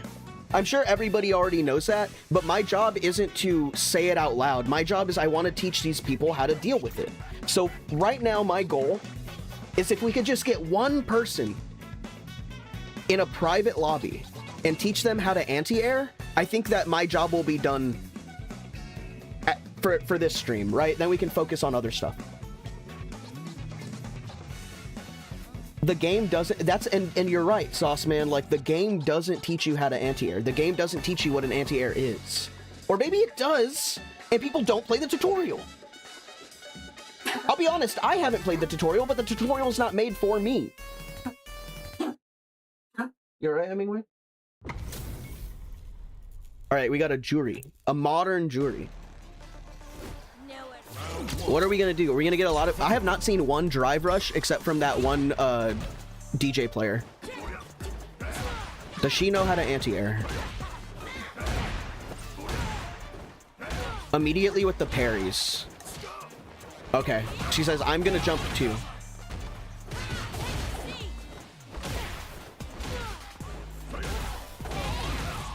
She's doing it a little too late, but it looks like she has the idea. Oh, you only play as Luke in the tutorial? That's awful. That's crazy. Okay, she got her first uppercut. She tries to meet me in the air. Second. Third. Okay, this person knows how to anti-air. What about fireballs?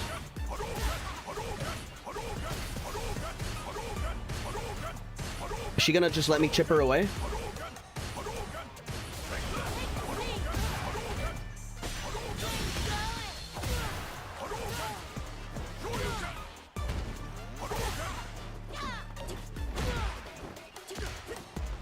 Okay. So what's... This person knows... This person knows when to anti-air.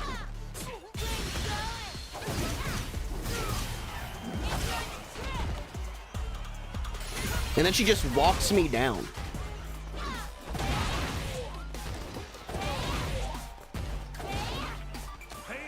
And then she just walks my ass down.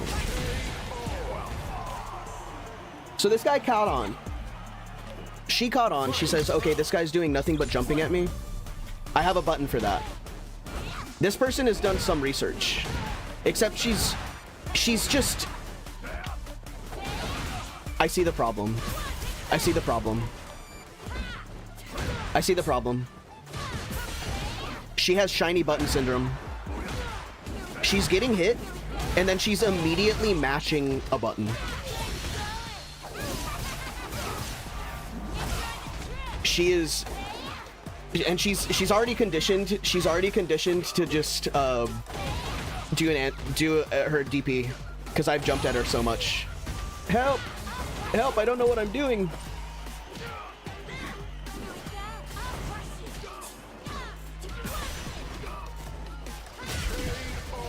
All right.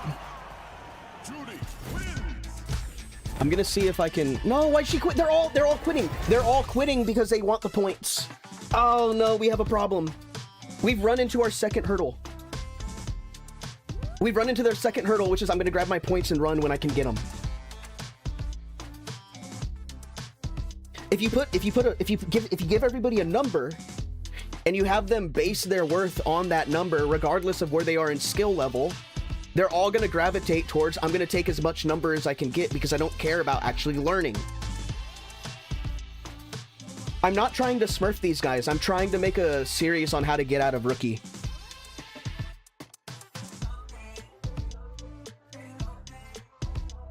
You can't lose points in Rookie. Yeah, I guess you can't, huh? I've lost 0 points. I wish we need to get one in. The problem, and I can tell you immediately, this person knew how to anti-air. This person knew that this person had some concept of what she should be doing, right? Nowhere to run.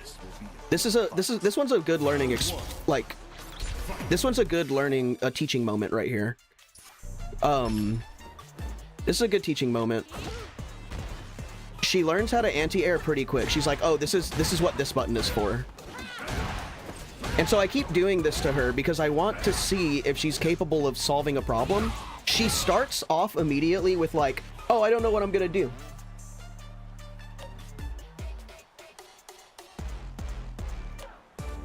That is, I agree with you, Sauceman. That is a fight, an FGC culture issue. It's not an issue, it's just our culture. It's just how it's supposed to be done. Yeah. They just want to move on to the next one, and that's fine. I don't think there's anything wrong with that. They don't know what they're doing. They don't know yet. But I think when you dangle points in front of them, that's also another thing that perpetuates this one and done nonsense. Because she's not going to get anywhere playing like this. She's going to run into a wall because she's refused. And it's ignorant of me to say that these people don't want to learn. I don't think that they know that they're supposed to learn. They have this idea in their head that they're like, oh, okay, well, fighting games are hard. I'm gonna get what I can take, and how good I am is innate.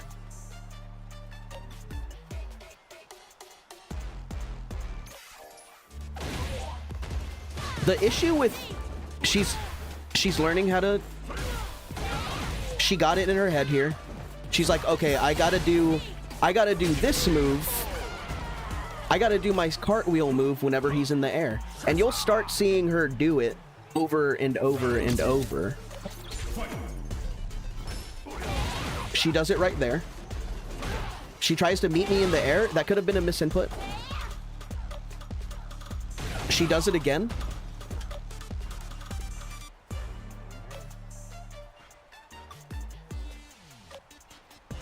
I think that is true. You improve naturally with a shooter more than fighting games. I do think that with fighting games, you have more of instant feedback when you do improve. I think. I don't know.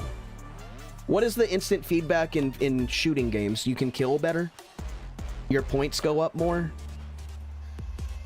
I think we do forget, I think we do forget how difficult it is to learn a new genre of game.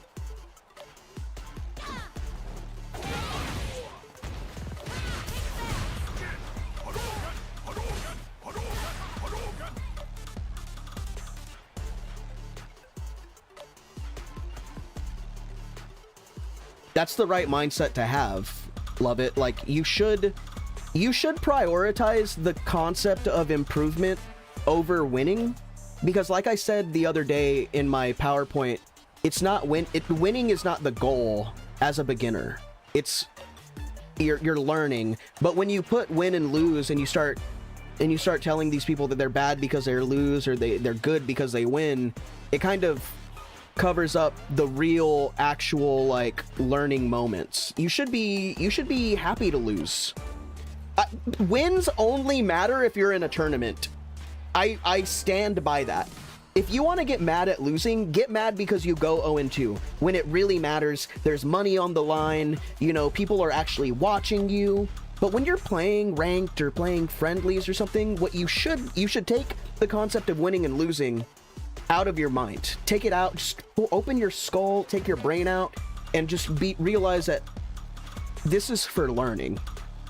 It doesn't matter what the results show.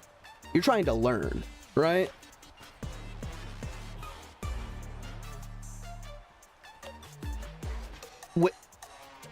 When you give Age of Empires a shot, tell me, because I will give one. I'll give that shot. I'll try it with you. I've never played Age of Empires.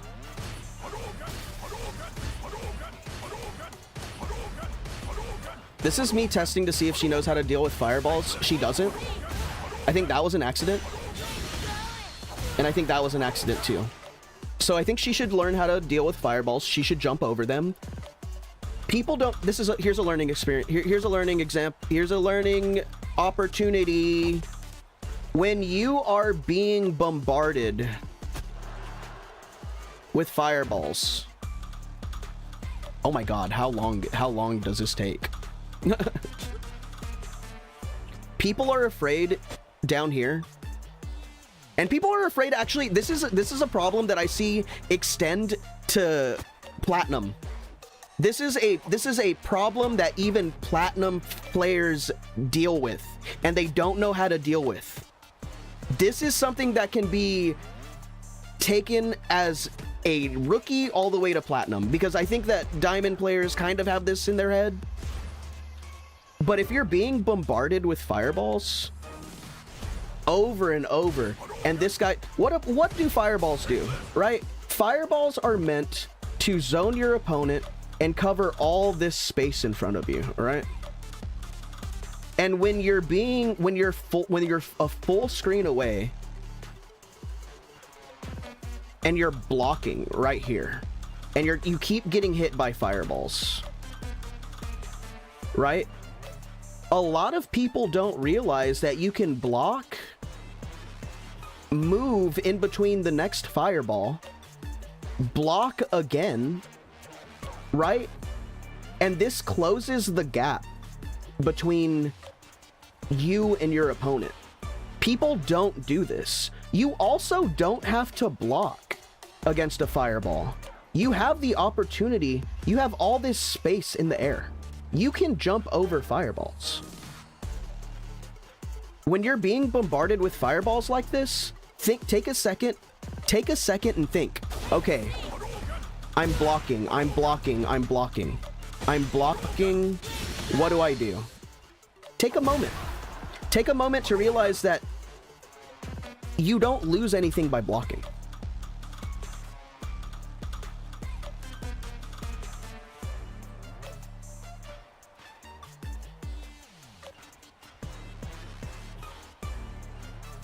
That is a good mindset to have. I agree. That's a great mindset to have. Love it. Just as long as you realize that these numbers don't mean anything. And I think that I don't want to ever, I'm bad at the game. And I say that in a disparaging way sometimes when I get frustrated and stuff like that. But I do know that I have, like, I have multiple characters in Masters. There are some people who haven't even touched Master yet. Like, I understand that there is like a disconnect there. I get that. But what I say, like, I never say I'm good because I don't go to tournaments that often anymore. These numbers don't matter. Just because I'm doing stuff to get my character to Master, I'm not saying that that's where I base my self-worth as a player on. I don't think that that's true. I don't think that's fair.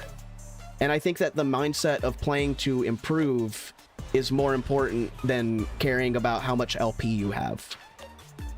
This shit ain't nothing to me, man. But yeah, if you're ever being zoned out, this is really important. Just this applies so much to so many people, even outside of Rookie. A lot of people whose first Street Fighter 6, like whose first game is Street Fighter 6, you'll never see them just neutral jump over a fireball. They're always gonna kind of just like jump over it, like in an arc. Very rarely do you see somebody neutral jump. And guess what? That saves drive gauge. Your drive gauge is saved when you neutral jump. Everybody's, and this is gonna come up right here, but everybody's, oh, I gotta be moving all the time. I gotta be moving. I have to be moving. I have to be moving. I have to move. If I don't move, I'll lose the game. Brother, that's why you lose the game. Because you're like, I can't slow down. I'm being bombarded with fireballs. What the fuck? Wah! What do I do? You get hit by the fire, you block the fireball, you scoot in a little bit. You block the fireball, you scoot in a little bit. You jump over the fireball, you jump up. There's only so much that can happen between all those fireballs bombarding you. And then once you get next to the guy, you start freaking out because you're like, I don't know what to do now. I used to be so far away from him, now I'm up close, now I'm gonna mash the DI button because I don't know what to do. Slow down. It's okay to do nothing. That meme where it's like, it's okay to sit back and not have a reaction.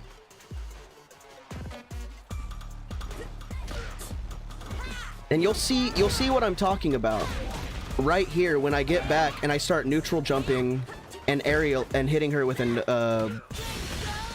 air attack. She had this habit. It was a very bad habit. This is what caused her downfall.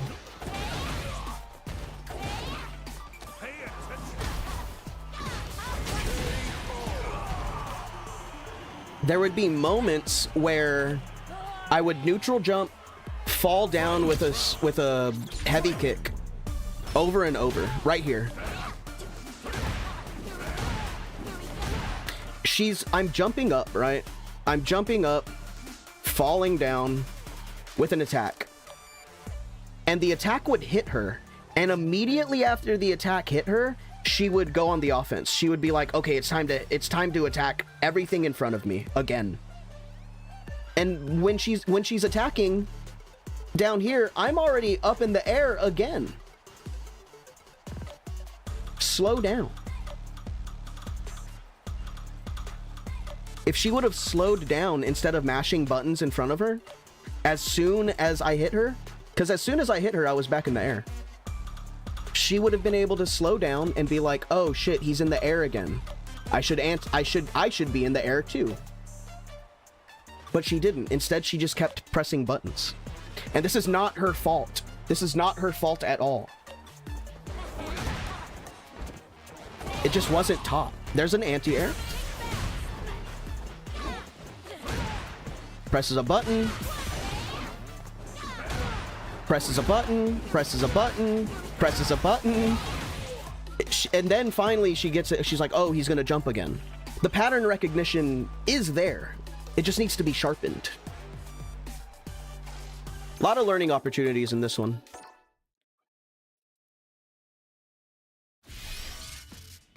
Like a tool, yes.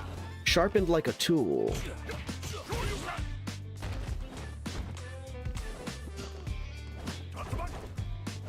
Does this cross up?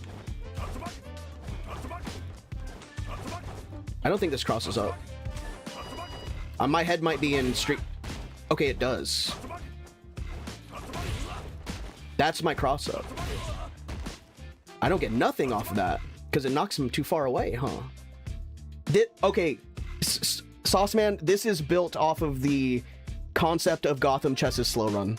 Levy is like, Levy is my chess teacher. I've watched Levy since like, before like chess blew up. I love Levy. Him and Chess Network were the two people that taught me almost everything I know about chess. And this concept of a slow run and trying to get people out of Rookie and then trying to get people out of Iron is exactly what that's based on. If I could have things my way, I would be the same way that Levy is like the internet's chess teacher. I would love to be able to teach people how to play Street Fighter the same way that Levy teaches people how to play chess.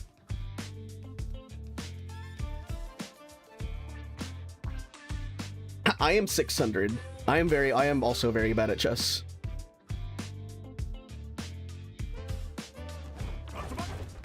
There was an old, me and my buddy, he pops in from time to time, Zeshi. He's a mod in here. But we played one round, you know how chess boxing exists? We did chess fighting game rounds. We would play a round of a fighting game, and then we would be like, first to 10, fighting game chess match. We would play a round of a fighting game, whoever won that got a point, and then we would go to chess, we would play a game of chess, and then go back and forth. And I think like chess, because it's so long, it was like 5-minute increments or something like that. And it was like whoever won first at the chess game, or the first to 10 in a fighting game was the winner of that. And and I think the fighting game would change every time. It was super fun. It was super fun. We had like a spinner, like a wheel of names. There's a time limit for the chess game. The time limit of the chess game was more so like so it didn't take too long away from the fighting games. And then I think it was like first to 10 in the fighting games would win, or the person who won the chess game would win. You could also go for a draw, and then that would be a draw for both players.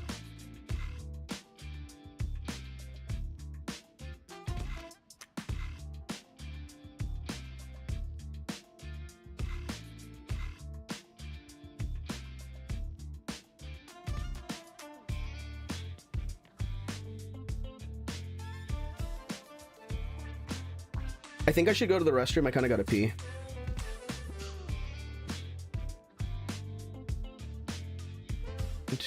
Never mind.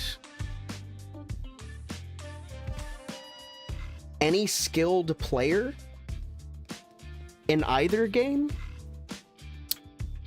I would want to play Levy in chess because I think that we would get along really well. And we could be friends.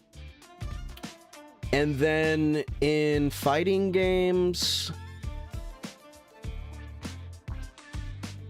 I would probably either in Street Fighter I would want to play Jaewong because I think we would get along and be friends. And then in Melee I would want to play against Ludwig just because I think I could beat him. Or Mango. Mango would be cool too. I am a Mango. Okay, all right. Okay, we're back. What are we doing? This guy is playing like Ken. He's jumping in. Jumping a lot. Goes for a grab. Random DP in neutral. You love to see it. Random Tatsu in neutral. Classic. Random DI. I mean, this is your classic Ken player, right? This is the Ken player that everybody makes fun of on the internet. Why is he giving me all this space? Oh, because he wanted to run in Tatsu. Naturally. Duh. I keep forgetting that my medium button is down here. This guy does not know how to block. He doesn't know how to block. So, he's just throwing random bullshit at me because he does not know how to block. We can just... He has replaced all concept of blocking with just full-blown aggression. He doesn't know how to block. Watch. Oh, there it is. There's the block.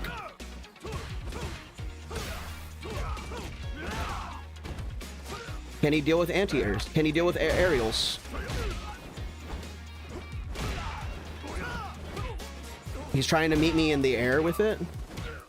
That's his... He has the same problem. There's his first DP.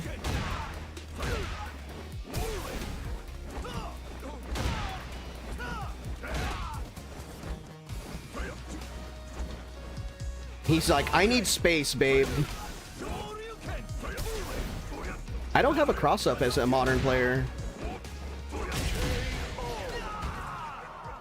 You gotta get the running start. Oh shit, I won? Alright.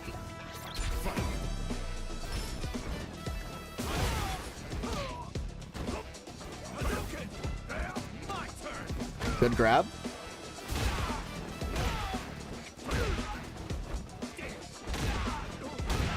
He's doing the same thing that the jury player was. There is a patience problem in Rookie. We'll let him win. There is a patience problem in Rookie. I think if we can let him win and trick him into thinking that he had a good match against us, we can get him into a thing. Yeah, he's like, yes, I earned that. I earned that. Fuck yeah.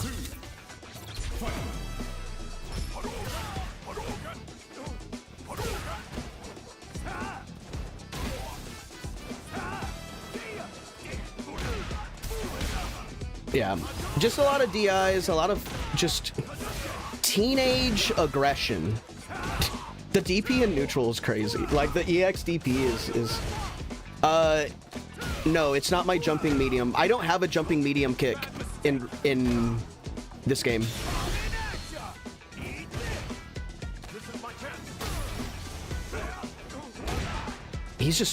He wants the grab. All right, let's see if we can get him into it's my EX deep move, sorry. So I don't have a medium kick. I guess I do have him. This isn't his medium kick though, is it?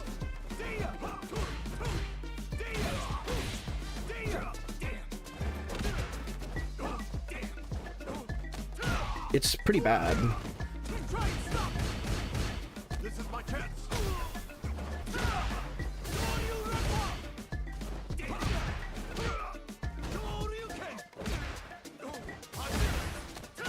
It's a really weird angle how I have to jump towards him like that.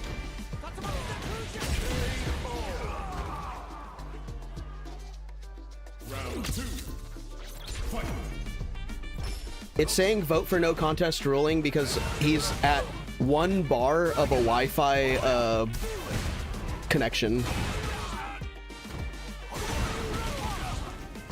Wake up DP, of course.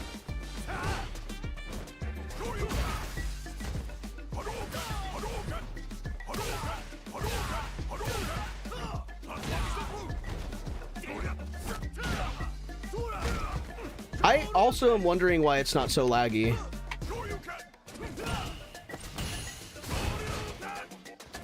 Whoa, he knew how to block. This guy's crazy. Nice, he got me. Alright, let's see if we can get him into the custom room.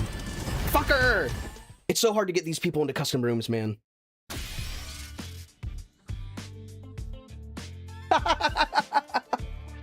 No, you should have pressed enter. I would have loved to know what was there. Okay, for real this time. I am gonna go to the restroom. I'm going to the restroom. I'll be right back.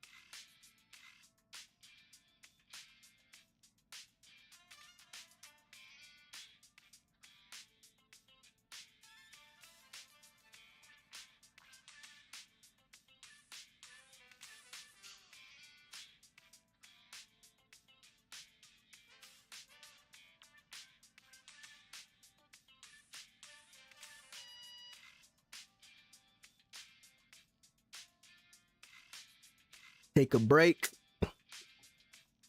Do some stretch.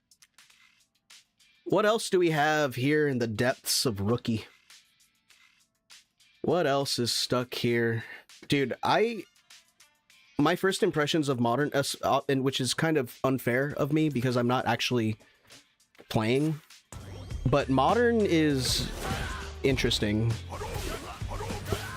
The fact that that uppercut is just, I think a player like me who is really bad, what's the word? My reaction time is really bad. Modern is so good for that. I just have to press a button and my DP comes out. It is a heavy DP though, which kind of sucks. I kind of don't like it. Your heavy DP throws you all the way over here. I'm having way too much fun with this annotation thing. Throws you all the way over here. Kind of not great. And our first Akuma. Oh. 318 level rookie, diamond 2-star rookie.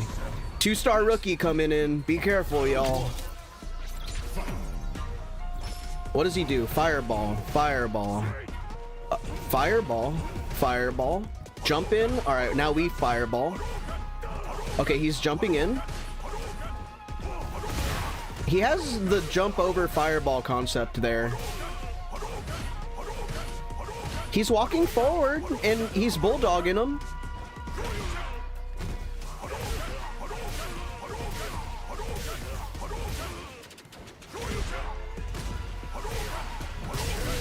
Okay.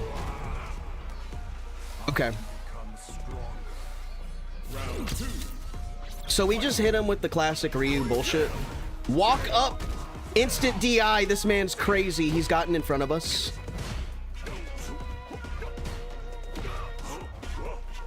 He's just whipping grabs in front of us. He got excited. He wants that. Oh, he wants that command grab so bad.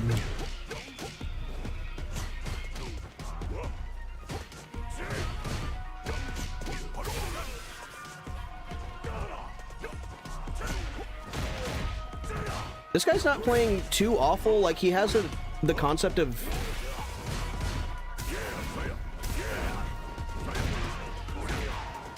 He's doing the thing. He's backing up, which is something other people haven't done yet.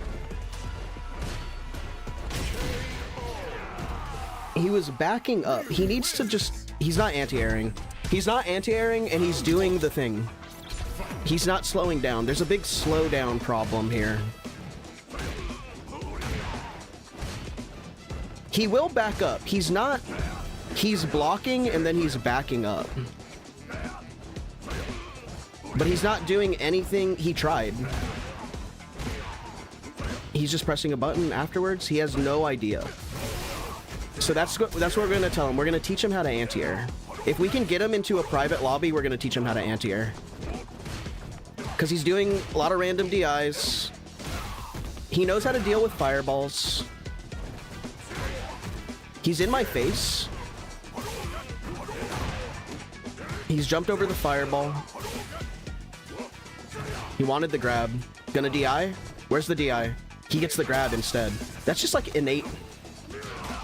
You would electric wind god fist. I wish I could. You can in Super Smash Brothers. Let's just see if we can get this guy in a private lobby. He can't. He does not anti-air. Straight up. And because that one sweep worked, he's like, that's it. That's the answer.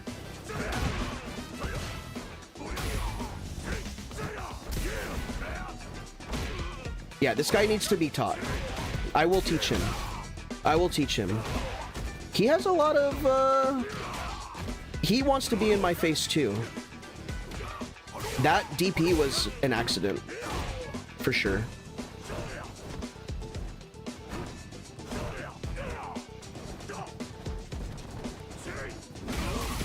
There's the DP.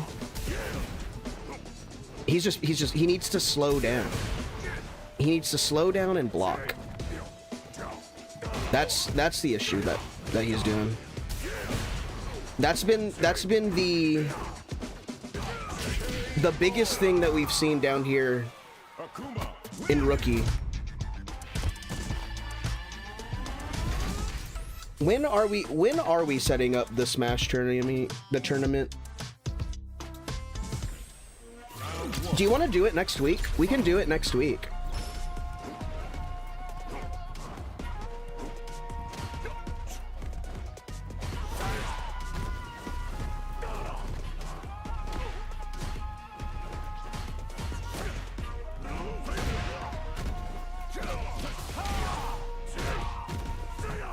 Alright, so really the thing that we've noticed about all these rookie players, condensed, is they don't block.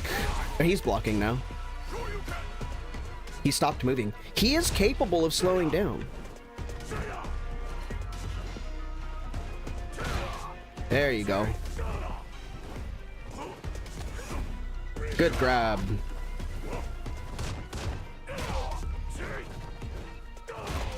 I hope we get this guy into a thing.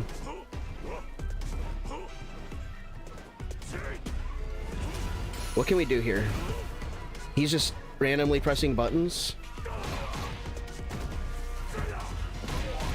Nice. Nice.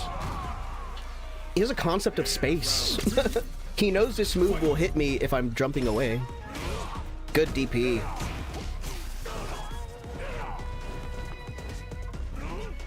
Good DP. Nice. He needs to stop grabbing. He needs to slow down and not grab. I understand the allure of it, but when I'm doing shit like this, can't be doing that.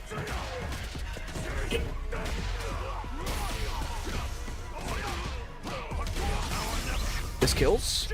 Maybe?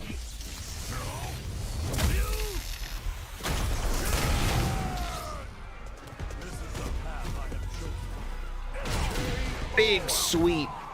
Shouts out to Shagor. Let's get him in a private match. Come to the costume room. Oh, they all leave. They all leave. Okay, but when you say Smash tournament, you realize we're gonna need multiple setup. Also, what Smash tournament are you wanting to play? What Smash do you want to play? Because if Ultimate's gonna be the easiest one to run, and also it probably won't be an actual tournament. It'll probably just be a bunch of guys together playing Smash. Especially if we do Melee.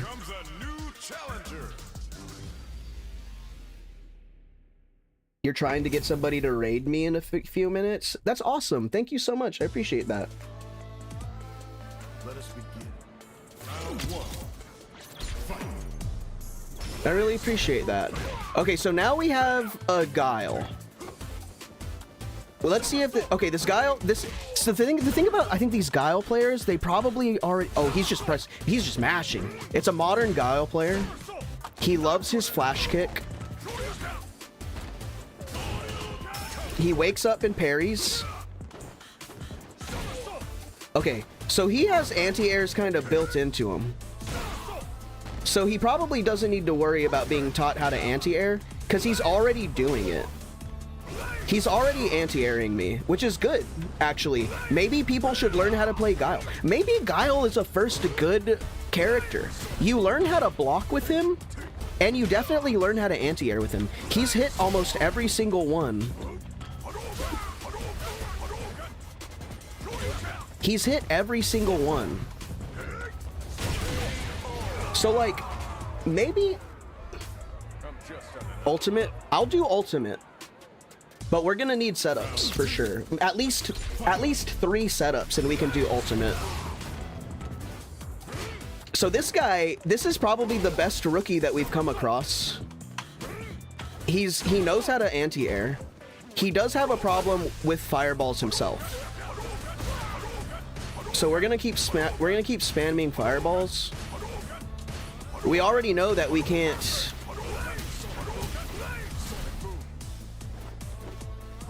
We already know that we can't jump into him, because if we jump into him, he will anti-air us. And he does fall for the bait that is jump towards me.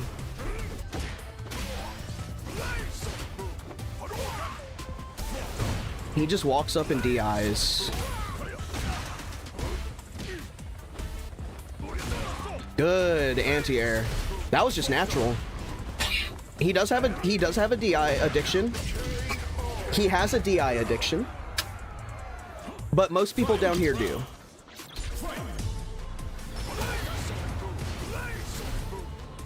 So we're going to... Oh, he was just ready for it.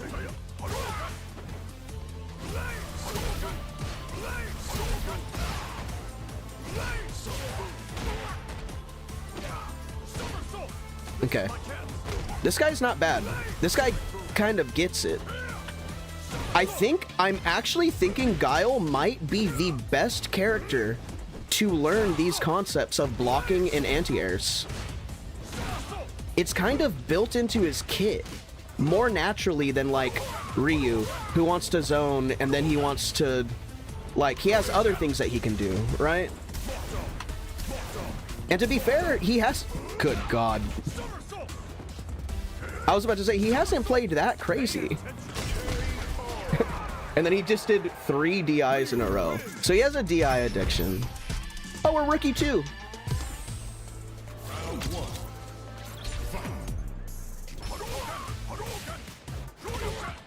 Okay, so this is where... This is the issue that this guy's having. Because he never has to deal with fireballs, he probably doesn't have to deal with... like, navigating a fireball war.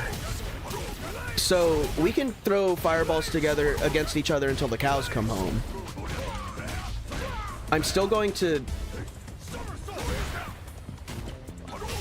We just perfected him. It's not a bot. These are real people.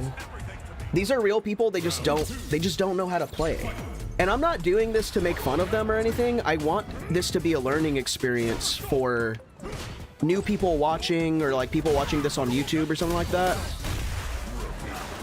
Because they all kind of do the same thing. They all don't know how to anti-air. They don't know how to block.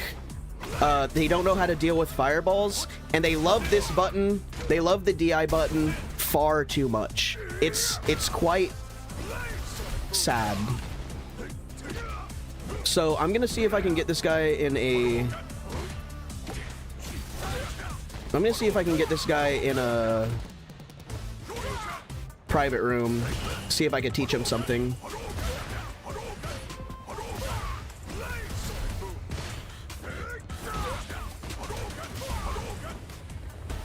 Because he just doesn't know how to deal with it. He should be a little bit... He just needs to be a little bit more patient, is all. Is this a modern Guile? Yeah, it is. Okay, he can have it. He knows how to anti-air, which is huge. It's very important.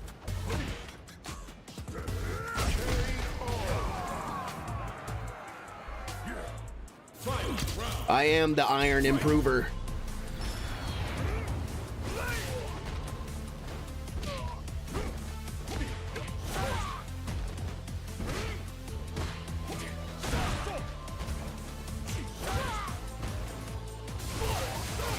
Damn it. He got me.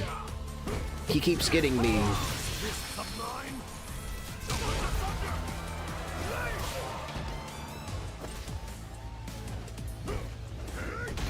Where did his anti-airs go? He needs to slow down. That's another thing. All these guys, they're just fucking pressing buttons and pressing buttons.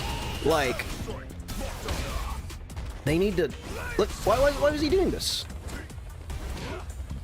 It's okay to slow down. That's another thing that these rookie players have an issue with. Not everything... We don't need, like, a... Can we fight in the custom room? Oh, shit, I didn't... Oh, he left. Damn it! It's so hard to get these people in custom rooms. I think they're afraid that I'm gonna talk shit to them or something.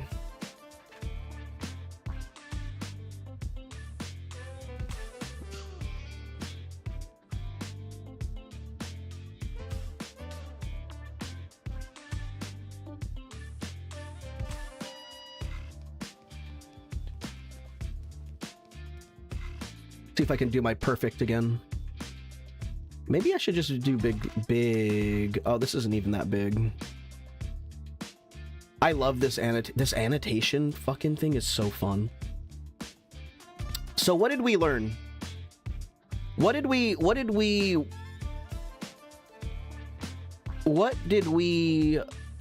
what's the word?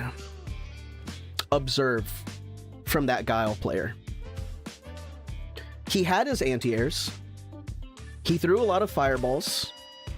But his problem was he had a DI dependency. He was DI dependent. We've seen this multiple times.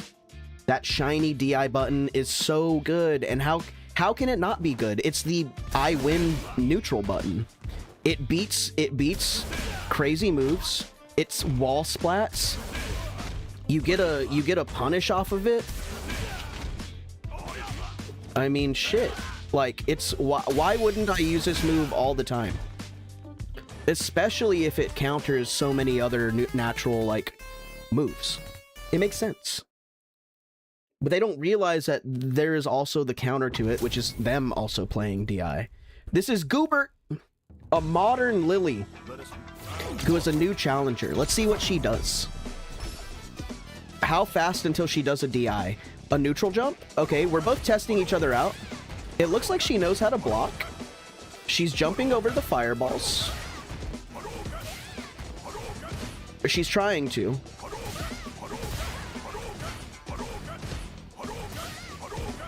Oh, that's our first neutral jump over the fireball. We never see that. There's a jump trying to avoid the fireball. That, I don't think she knows that doesn't work. Okay, so she's gonna get chipped out now unless she does something. She has jumped over both fireballs and has managed to get in. But she needs to be careful. If she does something silly, she will die. All right, so I'm gonna jump over here now and start throwing fireballs. And she took a little too long to jump. Let's see how she deals with aerials. Can she deal with jump-ins? She's blocking them all. She's not doing anything to stop me from doing it. She's trying to anti-air me, but it's just not doing it correctly. She's trying to grab me. There's one anti-air. There's two. Baited. She's playing modern too, so this shouldn't be difficult for her. Nice. The random super to make me stop. I respect it. Nice. Go at it. Go at it, Lily. Fuck me up, girl. Beautiful. I don't know much about Lily.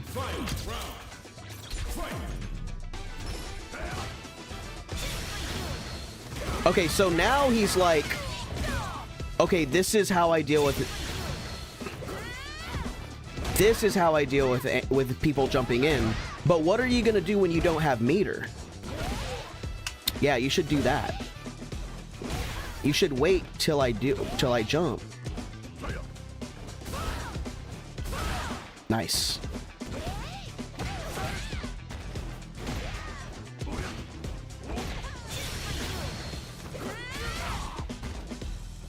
Okay, now she's building this habit of the only way I can deal with anti-airs is to use my level 1, which is not true. She just shouldn't be doing that. You told me. Yo, thanks for the raid, y'all. I appreciate it. Hello, everybody. My name is Jeremy. I am a Street Fighter 6 player. Thank you so much. Thank you so much for the raid. I greatly appreciate it. What we're doing is we're taking a deep dive into Rookie in Street Fighter 6. and we are trying to, this is an educational stream. If you are new to Street Fighter 6, if you are stuck in Rookie, if you're stuck in some sort of lower, like Rookie to Plat area, this is where I'm teaching you how to get out. So I'm here to answer any questions. I have a neat little annotation so we can look at people's habits. You're brand new to Street Fighter 6. I've already mastered Cammy. Where are all these Cammy players coming from? You're like the second one. I'm not mad about it. I'm appreciative. Who did the fart? I did. I'm sorry. Who farted? But yeah, that's what we're doing. I hope you guys enjoy. Just also to give you some context, my fight stick broke yesterday, so I'm actually learning how to play. I play classic, and I try and get all the characters to master. That's just what I do. Right now I'm trying to get Luke to master. But since my stick broke, I said this is a great opportunity to try out Modern. I've never played Modern before.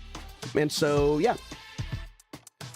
You started with Dhalsim? I have not played Dhalsim. I'm going to eventually play Dhalsim in this game, but maybe soon. Hopefully if I could get Luke to master, that would be great. So, yeah, because my stick is broken, now we have to sit through lectures about how to deal with fireballs, how to deal with constant pressure, how to anti-air. From Professor Pink Hat. Thank you. I am here. I appreciate it. Thank you, y'all. But yeah, that's what we're doing.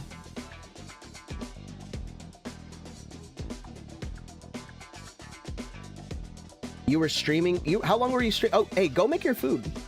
Go make your food. I will be here. I will be here. We're just waiting for an opponent to show up. What's crazy, I haven't been in Rookie in so long. Actually, I probably have never been in Rookie, but there is some crazy shit going on down here. They don't block. We're kind of dissecting what the issue is with low-level players, and if it's like the culture and not being taught. I think it's just they're not being taught how to approach these certain situations. If you matchmake right now, do you think you could get a game with me? It depends on how low level you are. I'm right now with my Ryu. I am Rookie 20. I have 204 LP right now. So if you are that low of a character, then by all means give it a shot. Your new challenger, you might actually be able to yeah. Bobby Joe and Gerald?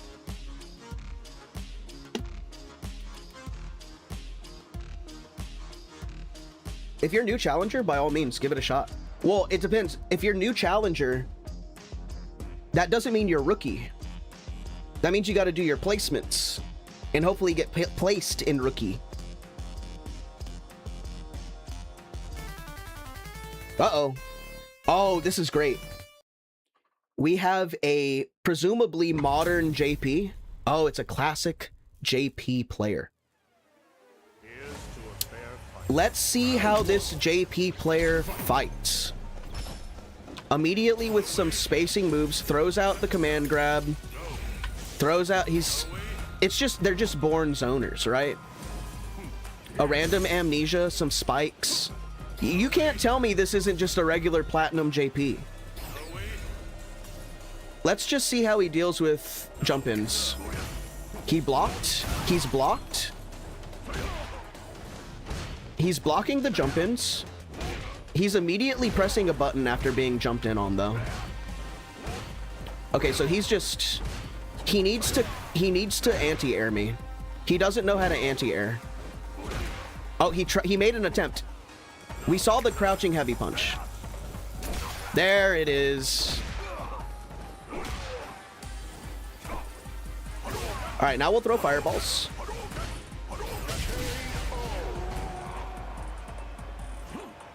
JP exists. Yeah, JP does exist. So, I don't think that this guy has any problem. He's trying to buffer Spike. This guy has no issue. This guy has an issue with fireballs. He's not doing anything. He's either being hit by them or trying to buffer Spike or parrying. We need to teach him. He's not okay. All right, we'll let him beat him. We'll let him beat me up right now.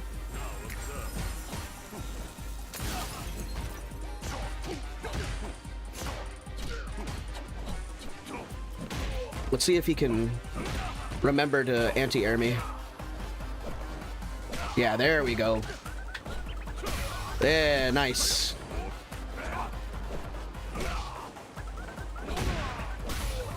All right. He definitely does not know combos. He is kind of just going all over with his special moves, which I mean, he's a JP player. Does he really? He really all he really needs to do is just. All he really needs to know how to do is anti-air and block. He's getting better at it. But see, the issue that he is having is dealing with my fireball pressure. I can throw some fireballs, he's gonna jump, he's gonna get uppercut. I'm gonna throw some fireballs, he's gonna jump, he's gonna get uppercut. So he needs to learn how to wait. That's a huge issue down here, is that these players don't know how to chill out.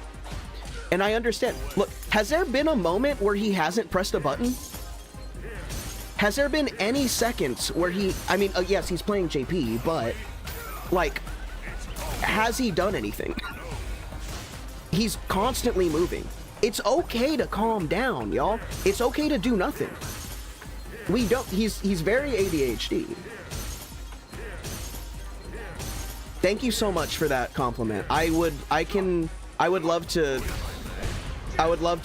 review your playstyle. You know, maybe in a couple of days, if we get enough people interested, I can do a playstyle review for new players. I think that's cool. I think that's a great idea. And he jumps in again. So he needs to kill me now, or else we're gonna time out. So I'm gonna let him kill me, or at least go on. There we go. And that's the other thing. I'm not trying to make fun of these people. I need to make that very clear. I want these people, if they do see it, like, I'm just trying to teach them. My goal is to try and get them into a custom room, right? I want to be able to say, hey man,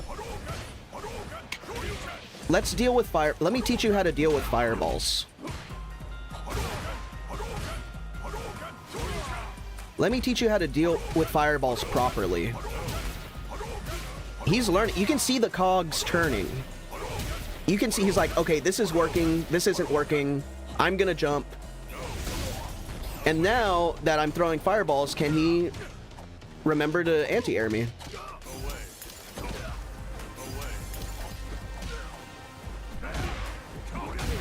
He's forgotten his crouching heavy punch. It's back. This is another thing that I want people to realize. You don't need combos. You don't need bullshit to get out of rookie. I have not done one combo. We're winning with pure fundamentals, and it's different. I've been playing games forever.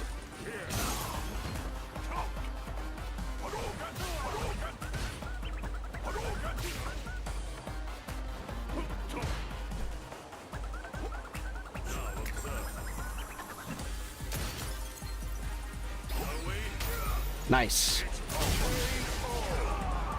Iron my fight right now.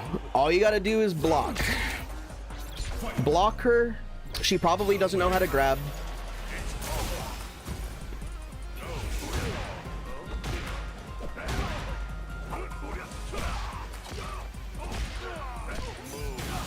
Nice.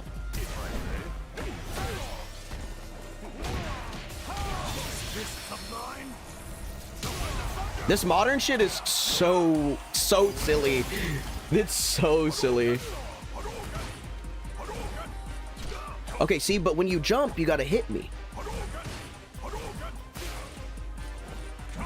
You gotta do something. He's getting the concept of, okay, I gotta deal with these fireballs somehow. He's empty jumping. He needs to jump with an aerial. He has big ass feet that can hit me.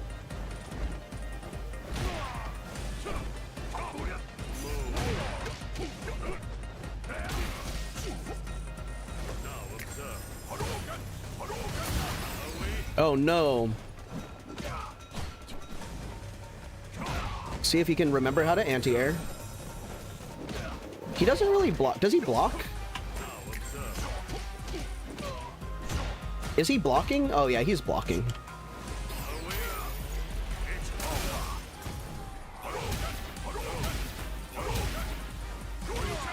Yeah, oldest trick in the book.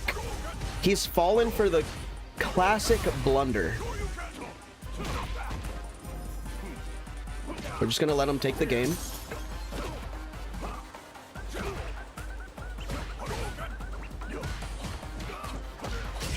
Nice. Let me see if I can get him into a room. Come to the custom room, please. Come to the custom. Oh, you fucker! I'll be right back.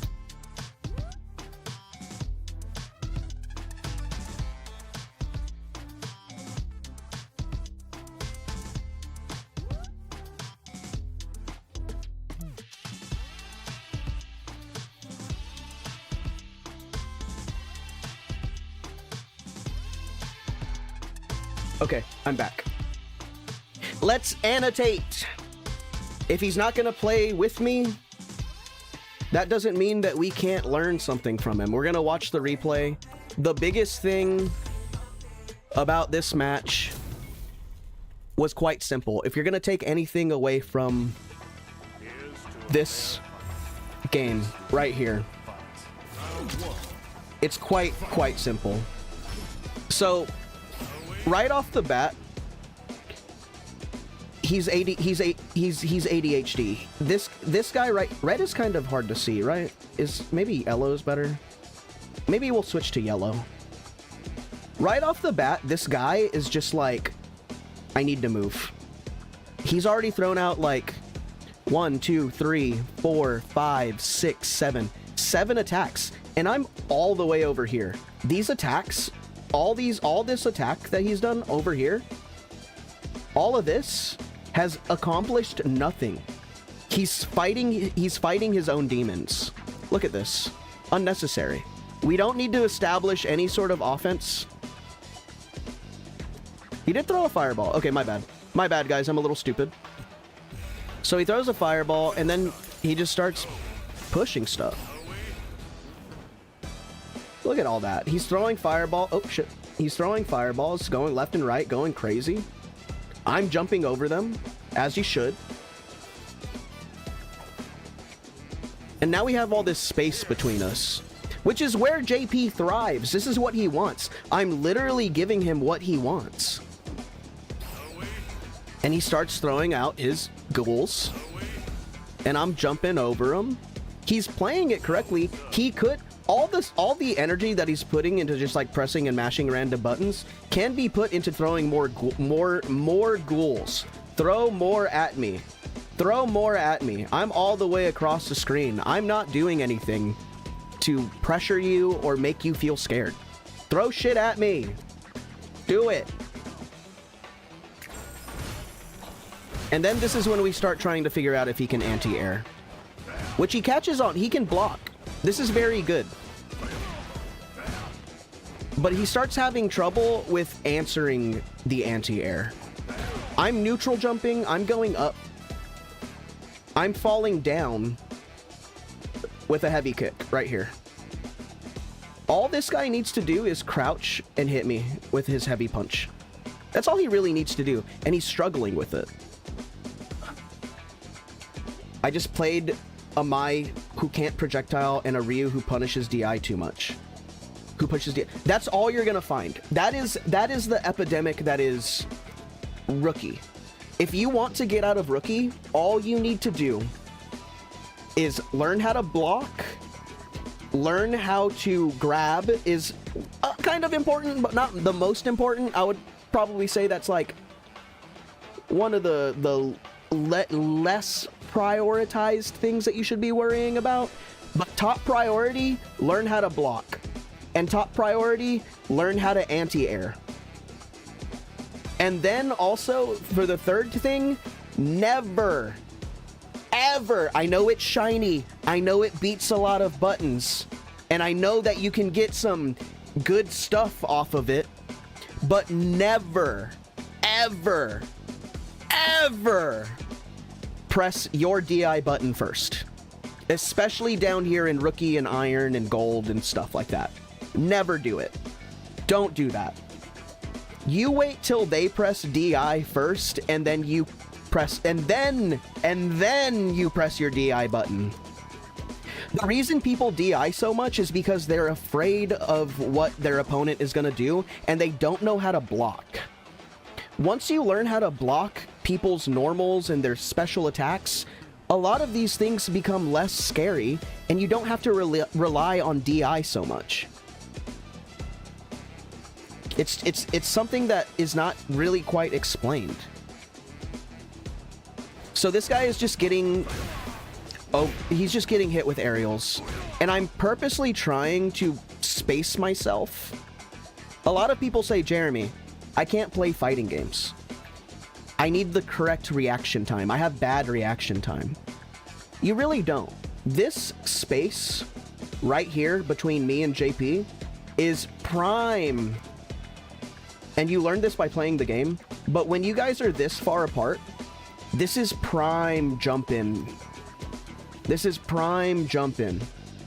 And if you know that you're this far apart from each other, crouch. Crouch, my man. All you gotta do is crouch. And then wait for the jump, because it's gonna come in those low levels. It's gonna come. You wait for the jump, and then you hit them with an anti-air. Learn your anti-airs. I'm trying to give this guy the opportunity to crouch and hit me with his anti-air, and he does not. He actually just lets me jump in. If he spends 30 minutes in training mode, anti-air practice, he would go really far. He doesn't do anything. He's trying to find his button. He finds it there. There it is. There it is. He's like, oh, I get it now. You can see it being like, oh, okay, I see what I'm supposed to do. Which is when we switch to fireballs. Now, fireballs are a whole different beast.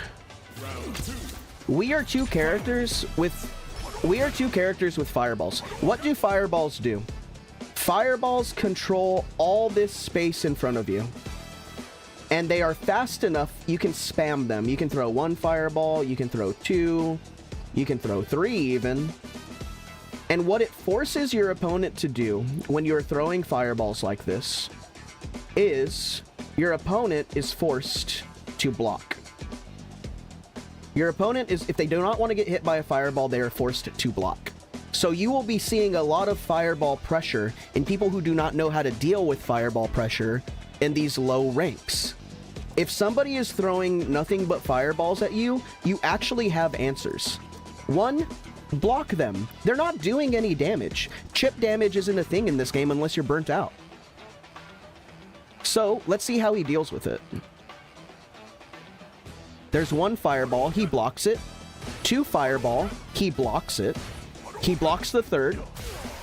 He tries to do something. What is this? What does he try and do on the fourth?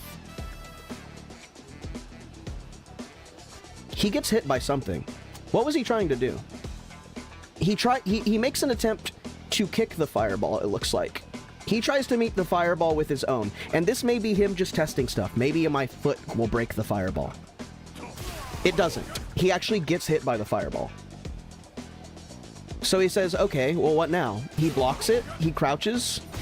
He's trying to buffer spikes, but my fireballs are too fast. He can't do it.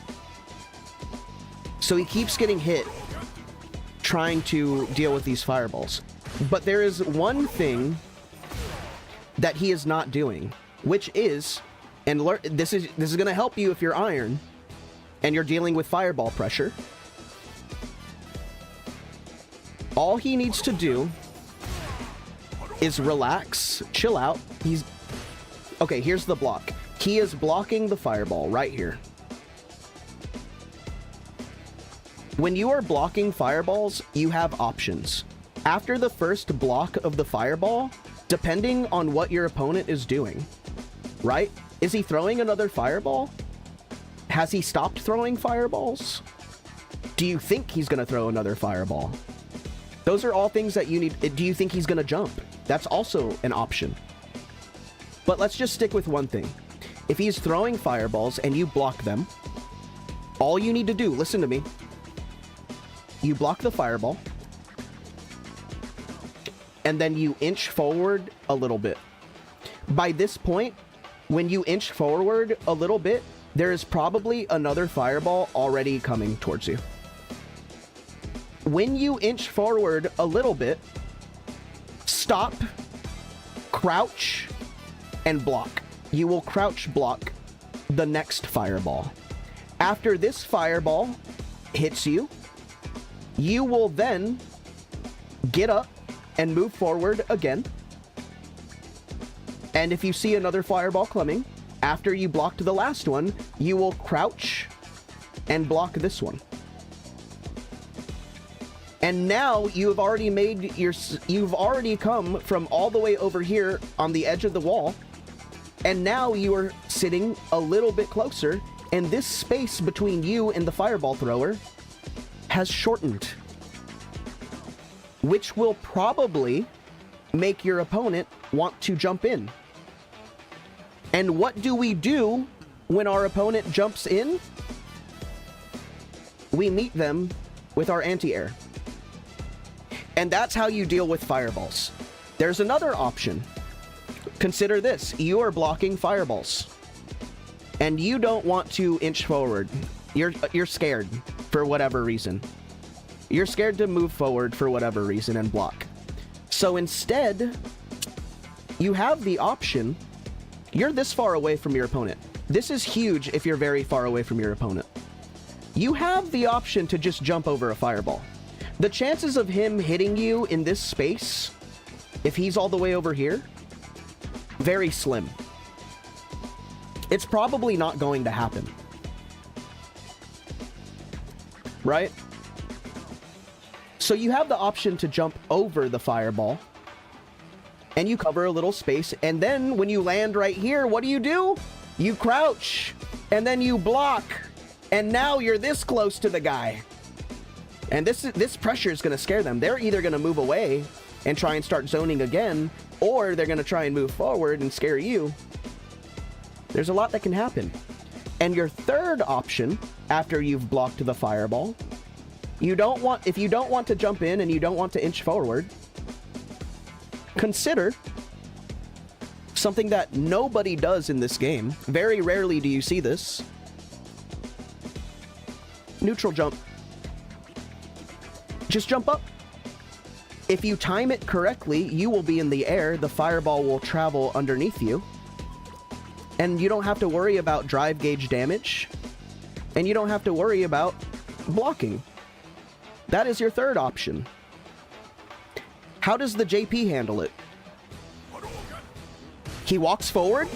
He's doing it. He's walking forward a little bit. Oh, no, but then he walks backwards again. Why? Walk forward. Walk forward. No, he's just taking it. Now, here's the perfect opportunity. I'm just spamming fireballs. He can jump. He can just jump. I'm not going to do anything. Instead, he opts to get hit by one, and then he parries it, and then he gets hit by another one.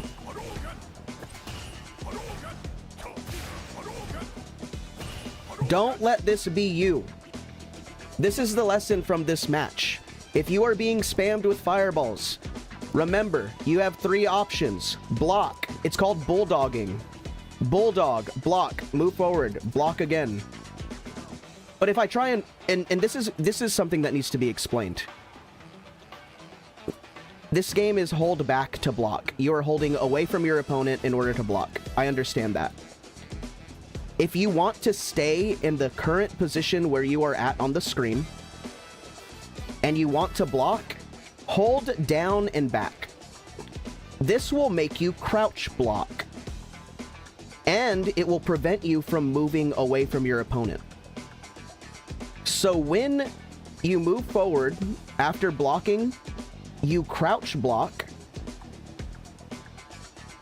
and then you move forward a little bit, and then you crouch block,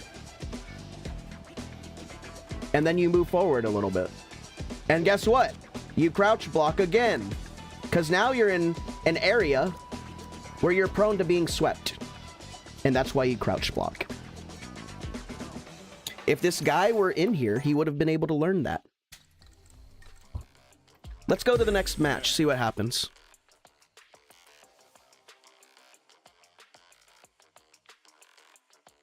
Ooh, this has been a good one. This has been a good day. I like teaching. Don't tell my mom I said that. I like teaching people how to play fighting games. I may never become a professional. What do they say?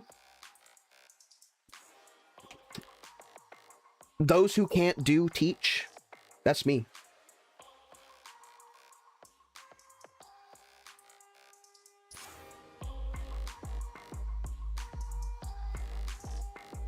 Hopefully we'll be able to get somebody in here.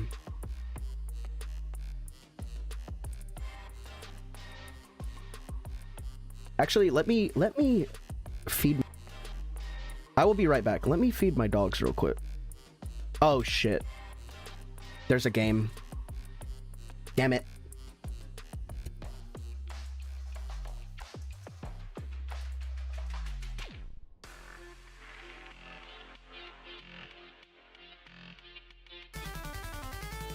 Professor Pink Hat has entered the building. Now, in these low ranks, characters like Ken are going to play.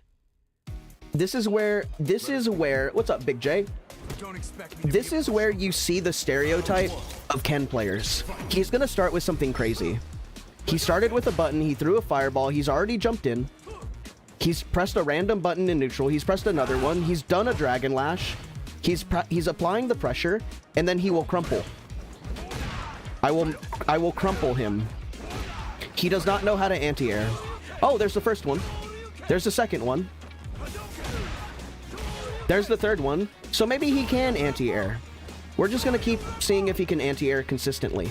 And this is a huge part. The consistency is what matters. Go into training mode. Practice. Practice against a friend. Practice jumping in. And now we switch to fireballs. Can he deal with fireballs? He's parrying and moving forward. There's the uppercut, because he decided to jump at the wrong time. He needs to block. What did we learn? You block, and then you move forward a little bit. He's like, fuck, how do I deal with this? We know how to deal with this. I taught you how to deal with this. He's about to be burnt out. He switched to parrying so he doesn't burn out. And then he's jumping again. So we're gonna let him take this. The sweep does it.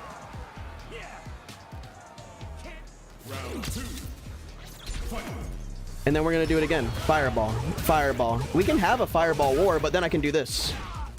Because he doesn't know how to anti-air. He wasn't ready for it.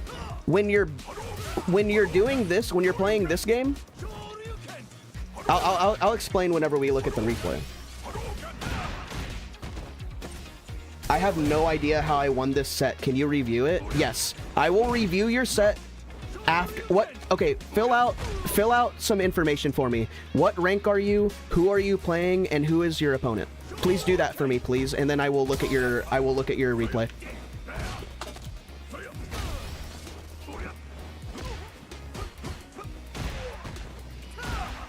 We'll let this guy win. Master rank MMR 1400? No. I'm not that good. I mean, I'm master rank, but I'll take a crack at it. This is really this is more geared towards new players, but I have multiple characters in Master, and I don't mind. Now, there's going to be a little bit more nuance.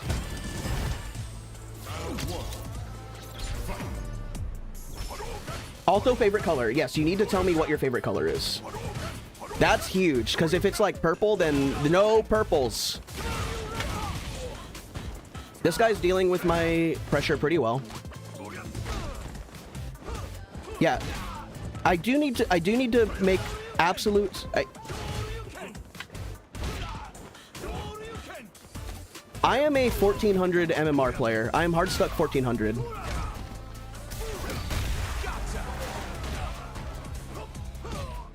That's the first DI I've seen from this guy. That's pretty good. This guy's doing great. His whole thing is he just needs to learn how to deal with fireballs properly.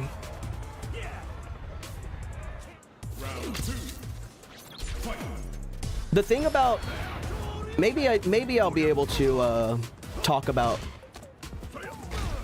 Maybe I'll be able to get some insight. The thing about me is I think once you're in the Master MMRs, it's probably best that you get an actual professional coach.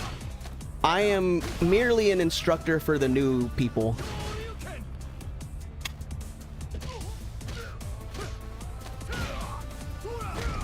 When I take the set seriously, I always lose.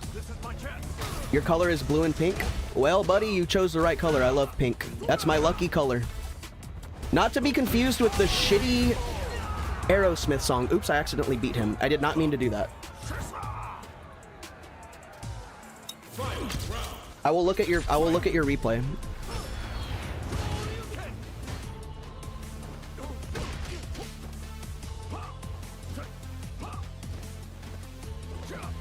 Oh, that's how I get my medium punch. I'm actually learning how to play modern controls right now. I am a classic fight stick user. My fight stick broke, so I thought that this would be a perfect opportunity to learn how to play modern and see what's up with it. I want to see if modern really is easier. I think it's easier for people like me with bad reaction time. I get a free DP. It's so easy. It's one button. It's crazy. He opted for the uppercut. Nah, you'll be fine. You'll be okay. I don't think that people in Master should be playing Modern anyway. You're missing out on too many important things. Let me see if I can get him to a custom room. No, he quit. All right, let me go look at your replay. Let me see if I could do something with it. Take all of this with a grain of salt, please. I am not a professional, but I have been playing since 2014. All right. Search. Where do I search for this? Keyword. Search by replay ID. All right, what are we looking at here? Can I just copy and paste this? I think I can. Oh, I changed the DPI on my mouse. This is not good. All right, let's move a little faster. Okay. Let's take a look. You are an Ed player. Interesting. Let's take a look. You won this. Both rounds. Is this a full set or is this just one game? Who cares? Let's take a look. All right. I got my annotation. He quit. Okay. You know what we say to people who quit? They will never get better. All right. Let's chill. Elena, let's calm down. Pause. Okay. So I got my annotation button right here. You were trolling? Okay. Let's slow it down. Let's see what happens. Immediate neutral jump. And you start your pressure. Good spacing. I like it. Trying to catch her walking towards you. I like it. The slide gets you. Can't be caught. That's one thing that always gets me up here. I am always getting clipped by lows. Whiffs the jump. Okay. All right. That parry is already my first. If I see a person parry immediately, if I see a person parry a jump in immediately like that, I can already tell they have an addiction to parries.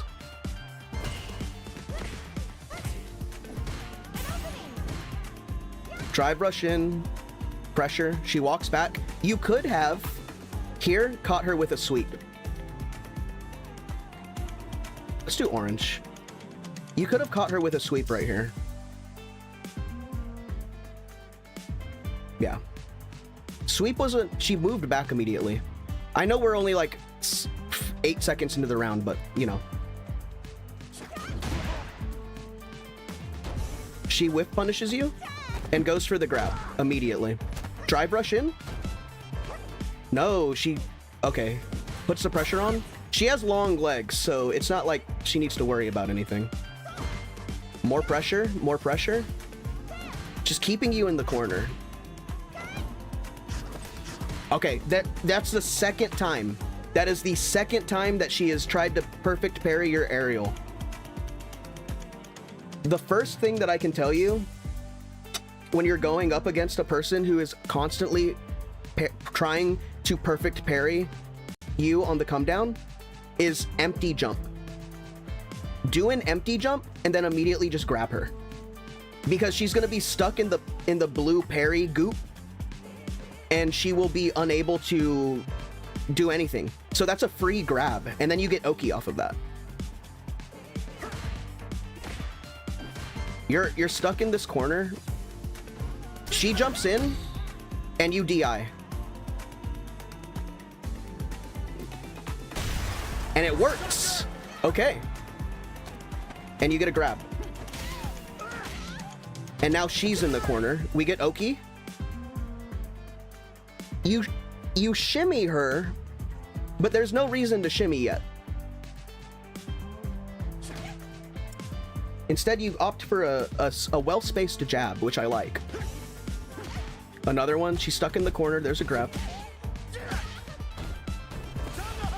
She does have level 1. You were waiting for you were trying to bait the level 1. I see. Another grab. She's in burnout, so the chances of her waking up with something silly is high. You need to be careful. If I'm not mistaken, a drive rush from this distance, you're stuck in the drive rush animation, and she can wake up with a DP and get you before anything you press. There's like a certain amount of frames in a drive rush that is susceptible to DPs or level 1s, so just be careful with that. But she was moving back.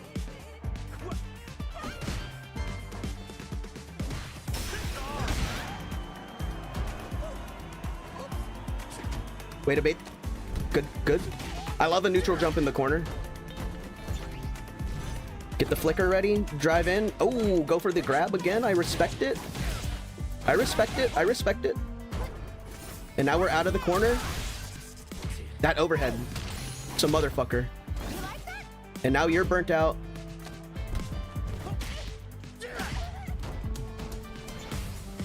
Big flicker. She tries to parry it. You dash in. Oh, good grab. Good grab. This thing. Another grab. Yeah, this is great. That's really good.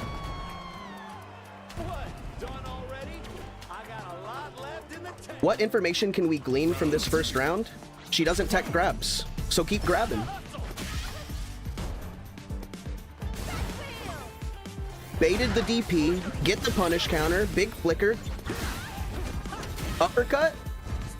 Oh, great punish. Huge punish. Yeah, this is awesome.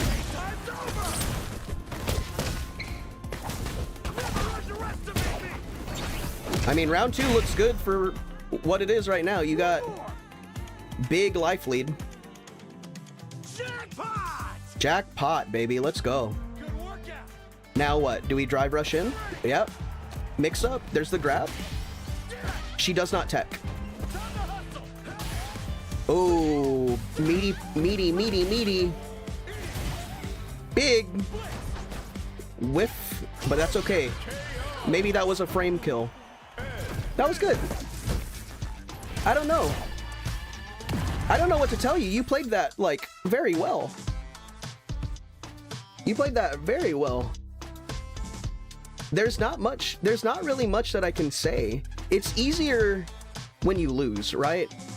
But I think the way that you won, this was simply just, I hate to say the word guessed better, but you capitalized on a lot of her bad habits, which you were just grabbing. She did not tech one grab.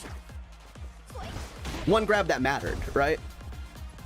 You got clipped by a low, but it happens to all of us. You're really good at not worrying about pressure like that. I would be mashing. I have a very bad mashing habit.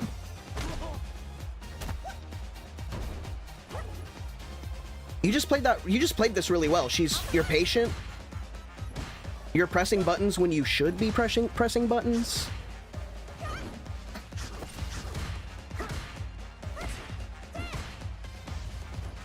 You're just playing well. You're spacing well. This DI is questionable, and I'm glad that it worked. I would have just simply anti-aired, but you did get a big punish off of it. You know? This is a very high risk, high reward option. I think almost every jump in attack, every aerial is like plus on block. So if she were to land a little bit earlier, she would have been able to counter DI your DI. My turn. And then you could have gone for a bigger punish here, but I do like putting them in the corner more. I think that's more important. I agree with the play of getting positioning rather than getting a full, you know, you're down health. She has level 1. She's burnt out, so put her in the corner. I agree with it. I agree with all of it. I agree with everything that you've done. You won this with pure just like good strategy. Got your throw loop. Trying to bait the level 1. Now that I know, I see it.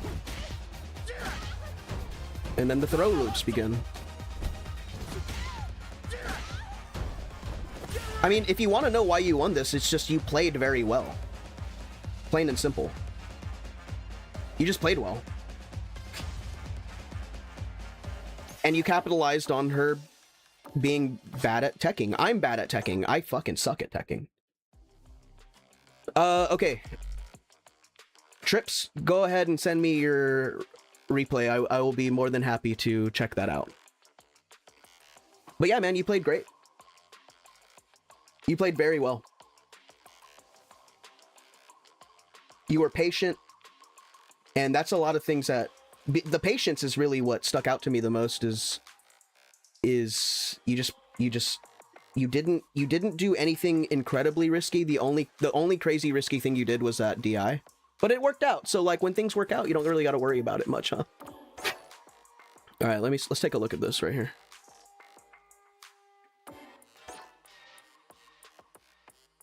Punishing delay tech.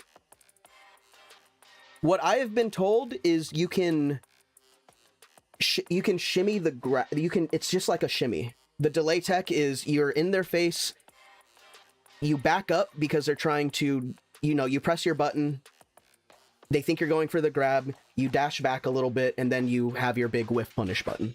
That's what I've always been told. You can neutral jump.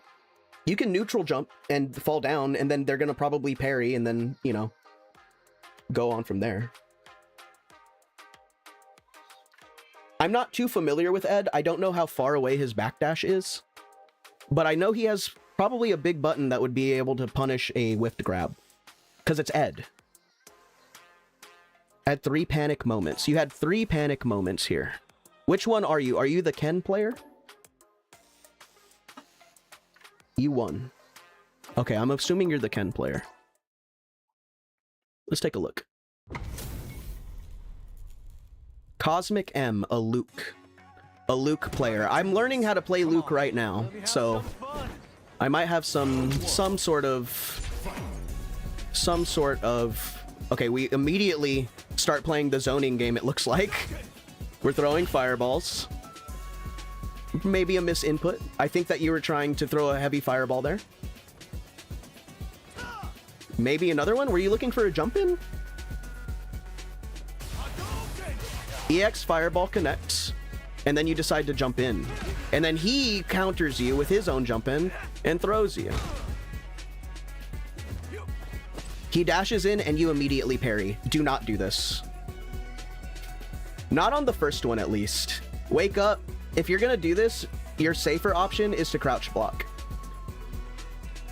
Crouch block instead. Because now he has the opportunity to grab you. You don't want that. Look at that. Look what I said.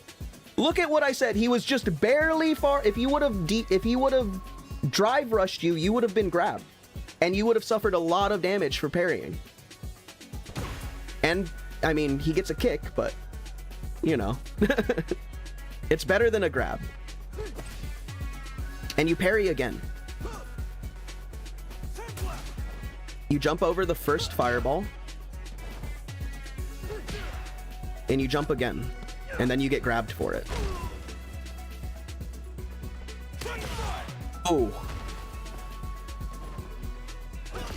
Okay, I see what's happening here. I see what's happening here. You get a corner combo. Good corner carry. He's stuck in the corner. What happens now? Point blank fireballs, another jump in.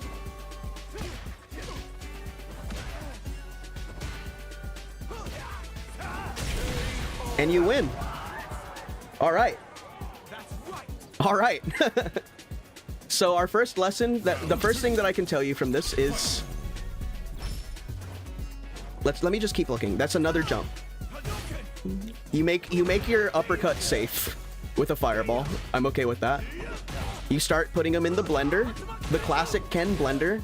You go for some corner carry. That's fine. And then you eat a wake up DP. Your anxiety was on 10. Yeah. Yes, Sauceman, you are absolutely correct. That is absolutely what I was gonna say. You are just...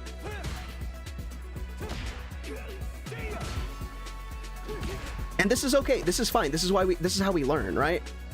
Jump-ins are good. We know that jump-ins are good, which is why we go for them. You were mashing. You were mashing. That's fun. I respect it. Back up. Give him some space. Give him some space, Daddy. We're all right. What's happening here?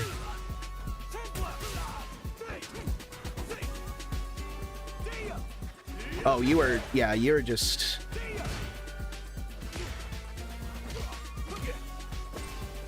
The random parries need to stop. Another kick. All right. So we watched this, and right off the bat, you do this. You're doing this thing that I was talking about earlier, that happens to everyone. It happens to a lot of people who are in this kind of area of fighting game. You need to chill out. You need to just... Nothing's gonna happen here. When you're this far away from each other, only a couple of things can happen. Fireballs will be thrown. But other than that, man, you just block them. You seem to have an understanding of what to do when fireballs are happening. I saw Luke throw one and you immediately jumped over, and that's an option. But when we get close up, something happens. You throw a fireball. I'm just gonna chalk these two heavy punches to missed inputs. And then, okay, this is when you start your offense. He gets hit, and you just start walking up to him. And this is where it begins. The jumping, and that too. You're so... It seems to me that you're so hell-bent on just pressing a button. You're panicking here. You get hit. Fuck, what do I do? What do I do? What do I do? What am I doing? What am I doing? How do I handle this? Oh shit, oh fuck. How do I handle this? I'm gonna throw an EX fireball. You don't have to do that.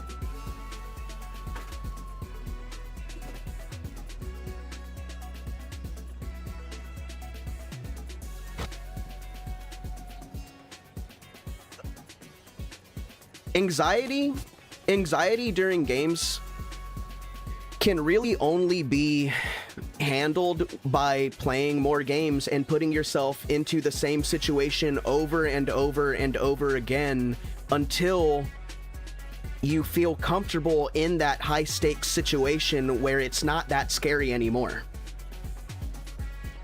Because right here, you hit the ground and you immediately throw a fireball. Point blank fireballs are very dangerous because you can get grabbed,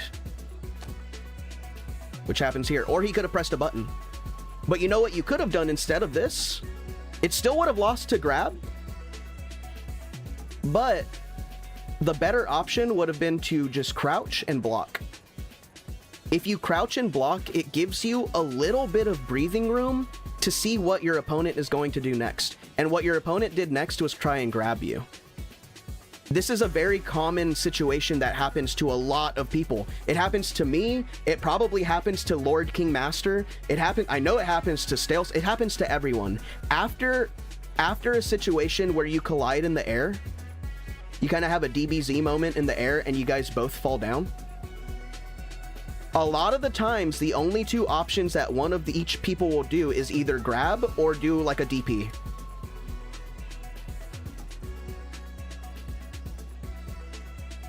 And it's better to take the grab while crouch blocking, because if he chooses the DP option, you get a free punish. It happens a lot. But this situation really it can only be kind of beaten out of you. You gotta relax. We're both gonna hit the ground. What happens after I hit the ground? I'm gonna crouch block, or I'm going to grab. Or if you want to be silly, I'm gonna be the one who does the DXDP. But that's a very high risk, high reward. What you don't want to do is load up your EX fireball.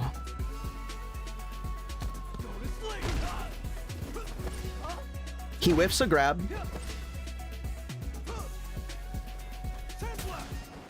You jump over the fireball. That's just an unfortunate, like, you let go of the button too fast. It happens to all of us. Get grabbed again. See, you're under constant pressure. You're under constant pressure a lot. And in your brain, you're like, fuck, I'm going to be hit. I'm going to be hit. I need to do something. Sometimes you don't have to do nothing. Yeah, I can see it. I can see you freak out because you hit the ground and immediately you start pressing buttons. You don't need to do that. Sometimes you don't have to do nothing. A lot of players in this level, default option should always be block, because the only thing that could possibly happen to you if you block is you just get grabbed. And if that starts happening too much, then you tech the grab. But anytime you find yourself in this situation where you're like, fuck, what do I do? Oh my god, I gotta do something. Chill, relax. You also can EXDP, which I don't recommend, but sometimes it works. But the last thing you want to do is just mash buttons on wake up without thinking of why you're mashing buttons. If your fight or flight is kicking on just because they're next to you, then you just need to slow down. A lot of people, even in high MRs, they don't just stop moving. You can stop moving. You can get space between each other and you can just stop moving. You don't have to do anything. 10 seconds in this game feels like a lifetime, but that's just 10 seconds of strategizing and just not worrying about what your opponent is doing. It's okay to chill out a bit. And I know it's scary. I know it's easy for somebody watching it from the outside in being like, bro, just slow down. I know it's hard. I understand that. And it's hard because you're put in a situation where you're like, I don't know what to do. And the unfortunate answer is you're going to be put in this situation a lot, and eventually you're going to get accustomed to the situation so much that it just stops being scary, and then you just pick a safer option. Sometimes you just got to sit there, and that's okay. What you're doing is not wrong. What you're doing is just a symptom of your anxiety. Because you immediately you hit the ground and you do a DP. It works. But if he knew that you were going to do that and he blocked that, you would be eating shit. And then you jump. That's the other thing. We got to stop jumping. You don't have to do anything. Jumping is another symptom of anxious, I got to get in. Because all he has to do is DP you. You guys both have reversals. The jump-ins are muscle memory. Hey man, take it from me. I am also a big. I love jumping in. It's very nice. I love jumping in, man. I get it. It's just there's something. So I'm a Ken player at heart. I've always played Ken. I've always played Shotos. Every single game I've ever played, I've mained Ken. And there's something about just jumping in and getting a nice heavy kick or a medium cross up, and it just feels so good, and you start your offense. I get it. But we just need to, it's like drugs, right? We got to do them responsibly. We got to jump in responsibly. This, you're going Willie, and it works down here in Platinum, and it works down here in these early ranks, but when you're higher leveled, you will be punished consistently for them. So you should probably try and end that habit as soon as possible. I mean, it really depends, right? Like, I don't like saying that jump-ins start getting punished at this particular rank because, you know, this guy could be Platinum too, but all of his experience is at, like, locals, and he's probably better than what his rank says. You should treat every opponent like they're going to punish your unsafe stuff until they stop doing it.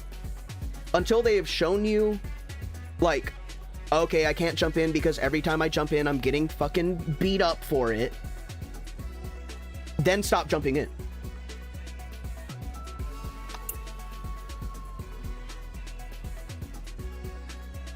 And it is muscle memory and it's hard to break, but I think a lot of the habit of jumping in comes from, I don't know how to approach. You have really good buttons. Your crouching medium punch is really good. You can just stay back. You can crouch block a good distance away from your opponent, and you can just poke them. Learn how to poke with your kicks. Your medium kick leads into a fireball. You can medium kick into a fireball, and then you get like a quick two-piece combo. You're good.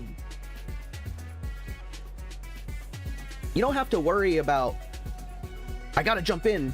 Sometimes you can just move a little bit, crouch block. Move a little bit more, see what your opponent's doing. Are they moving towards you? Throw a kick.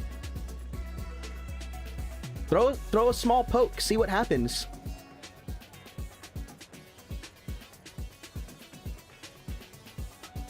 That's huge. Lord King Master is right. When you have a life lead, the best thing that you can do is let your opponent kill himself. Because they will. They see the time ticking down. They see that they're at a life, negative? They see they're losing the life lead. And that's when they start panicking. The goal is to make your opponent panic. When your opponent panics, you win. Games are won in the margin.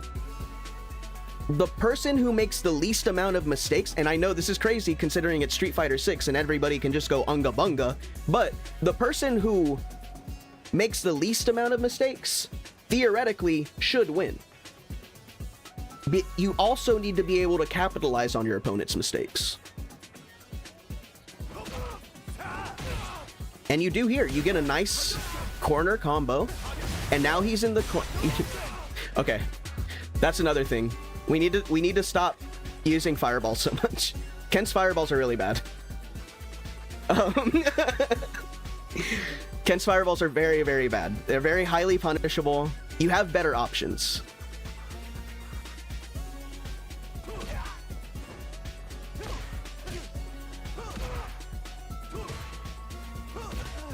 I like this.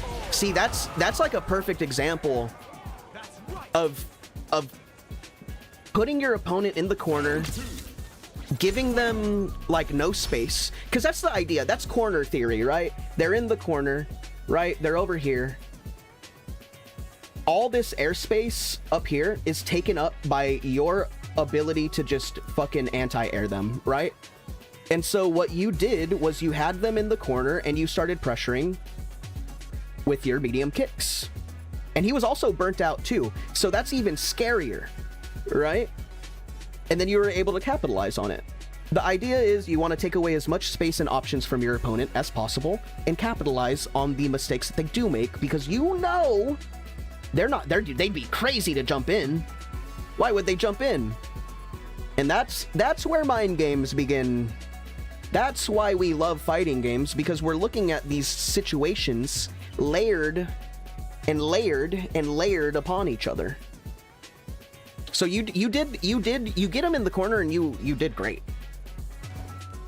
You're jumping it, you dash in, you want that. Oh, you want it so bad. Oh, you want it so bad. And you start the blender.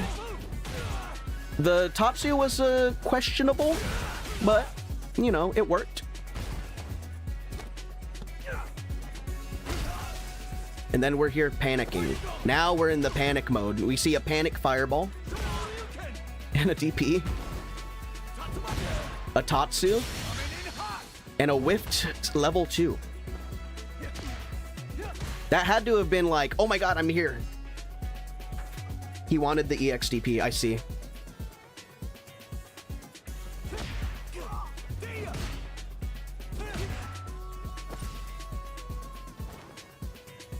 Another jump in. See, if this Luke player were worth his salt, that is a prime, like, that is prime anti-air jump in right there. If he would have waited just a second, he probably wanted it. That's prime DP. Prime DP. Right in front of him, too.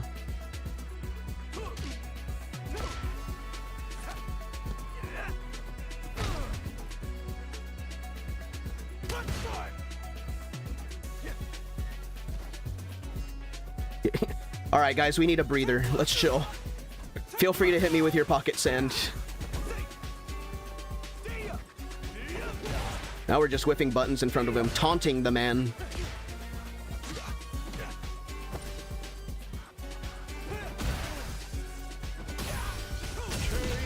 Nice. You know, you did a lot of things right, and the most that I can say, the most that I can pull from that replay was what we went over. You just need experience is all. Your hands are moving faster than your brain, and that's okay, because my hands do that all the time. But the key takeaways: you're going to panic. The only time you will stop panicking is through experience, and that's just the cold, hard, harsh truth. And stop jumping in. Just try really hard the next time you play to be like, I'm not going to jump in. Instead, I'm going to inch my way forward, and I'm going to poke with like medium kick or crouching medium punch. Because there's a lot of potential here, and it's an experience thing. You get scared and you start doing what you think is correct, and over time you will get that habit beat out of you, and that's why learning is so fun. That's why we play these games. We're not playing to win. We're playing to learn. Winning is a byproduct of learning, and that's the mindset that you need to have. But overall, good stuff. Good stuff. What time is it?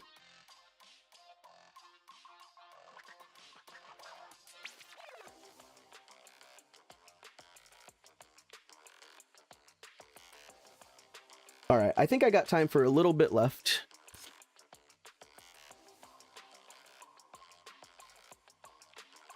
Yeah.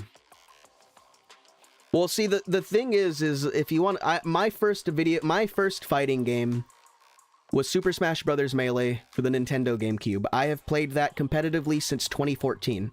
I started playing Street Fighter when Street Fighter V came out, but growing up, I always played Street Fighter. But I didn't start taking it seriously until Street Fighter V. Do I have a Discord? I do. Wow, thanks, Nightbot. That's perfect timing, actually. Let me get you my Discord server. I'm gonna make a dojo area. I'm kind of a variety streamer, but lately I've been playing a lot of fighting games. Let me get you my actual Discord.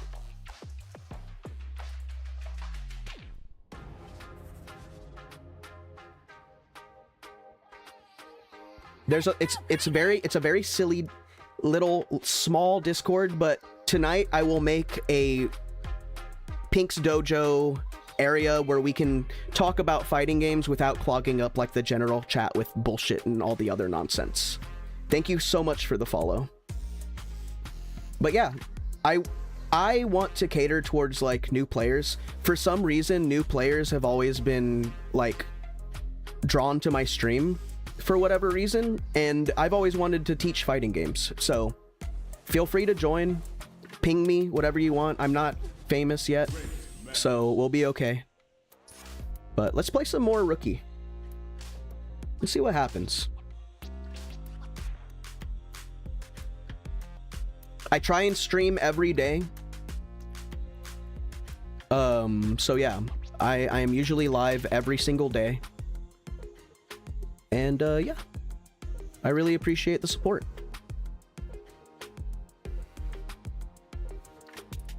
Oh, dude, I'm not doing shit. Oh. Yeah, send me another replay. I don't mind. I don't mind at all.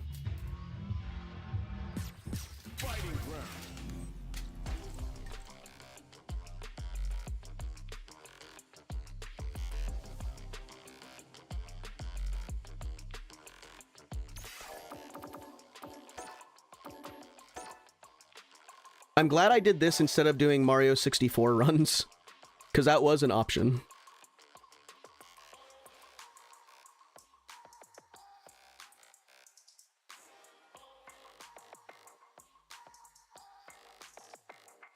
Ah, shit, I might, just a heads up, I might not be live tomorrow. I know I just said I stream every day, but I gotta take my dog to the vet. But that's at 4 o'clock, so I might be on later than usual.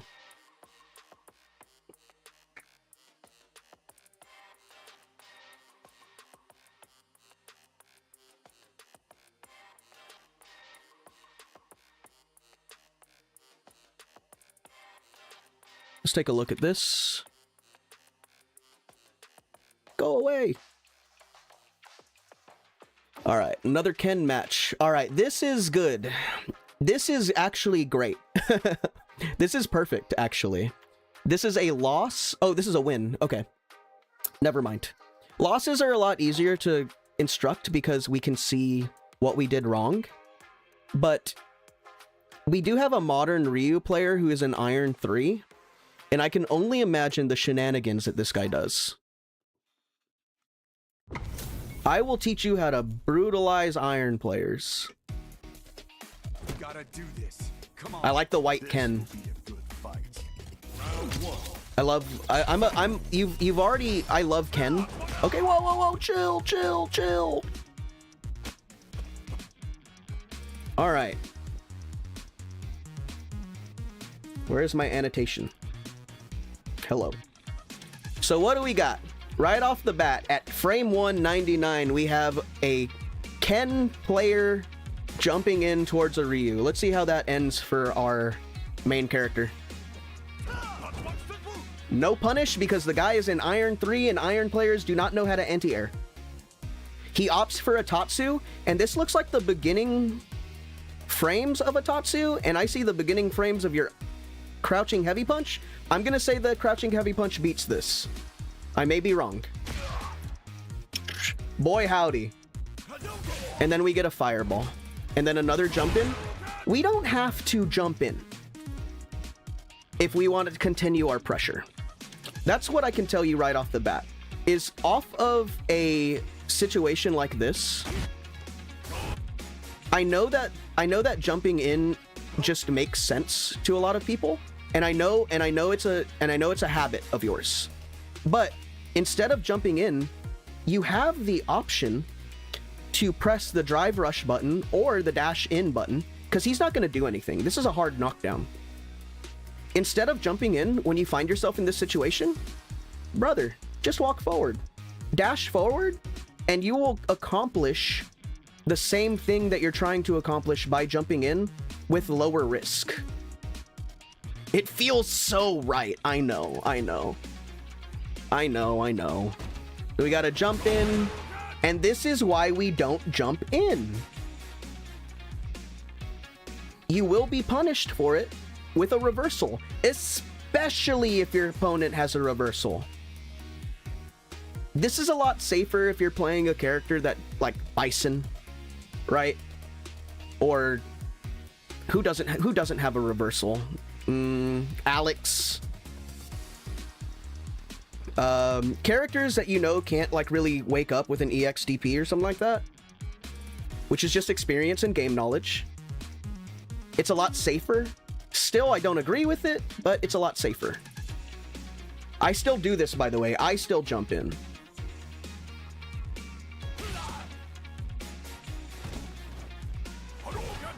You jump over the fireball. Oh, you told him. You said, fuck that donkey kick. He does not capitalize because he doesn't know how to DP. Nice little 4-piece combo looking like Church's chicken. Stop the air tatsus. Just don't do them. They're bad. There's no reason you should be doing an air tatsu. I have never once in my life done an air tatsu. This isn't Street Fighter 2.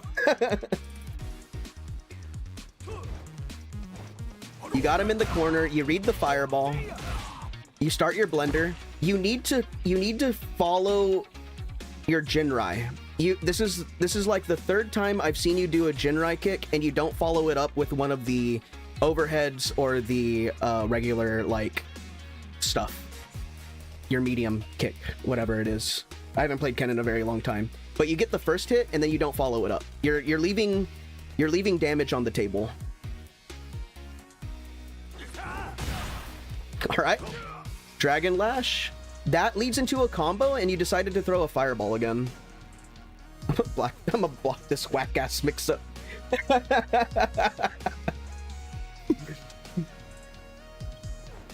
And then you get thrown for it. Nice. These point blank fireballs.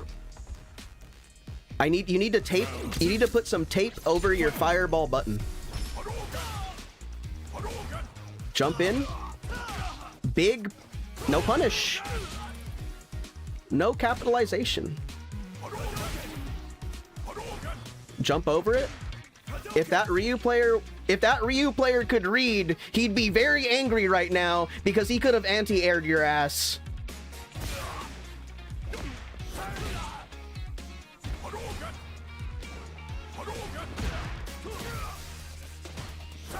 I see what's happening.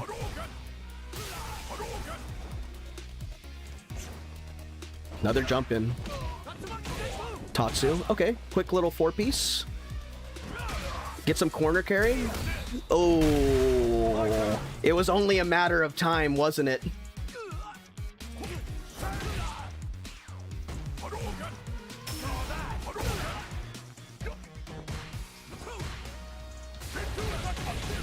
Get punished for the unsafe on block nonsense. How does he win this? Don't say it's from an anti-air. No, it's not. Oh, the level 2 comes out. Level 3 would have killed, but that's okay. Oh, that's how he wins. All right.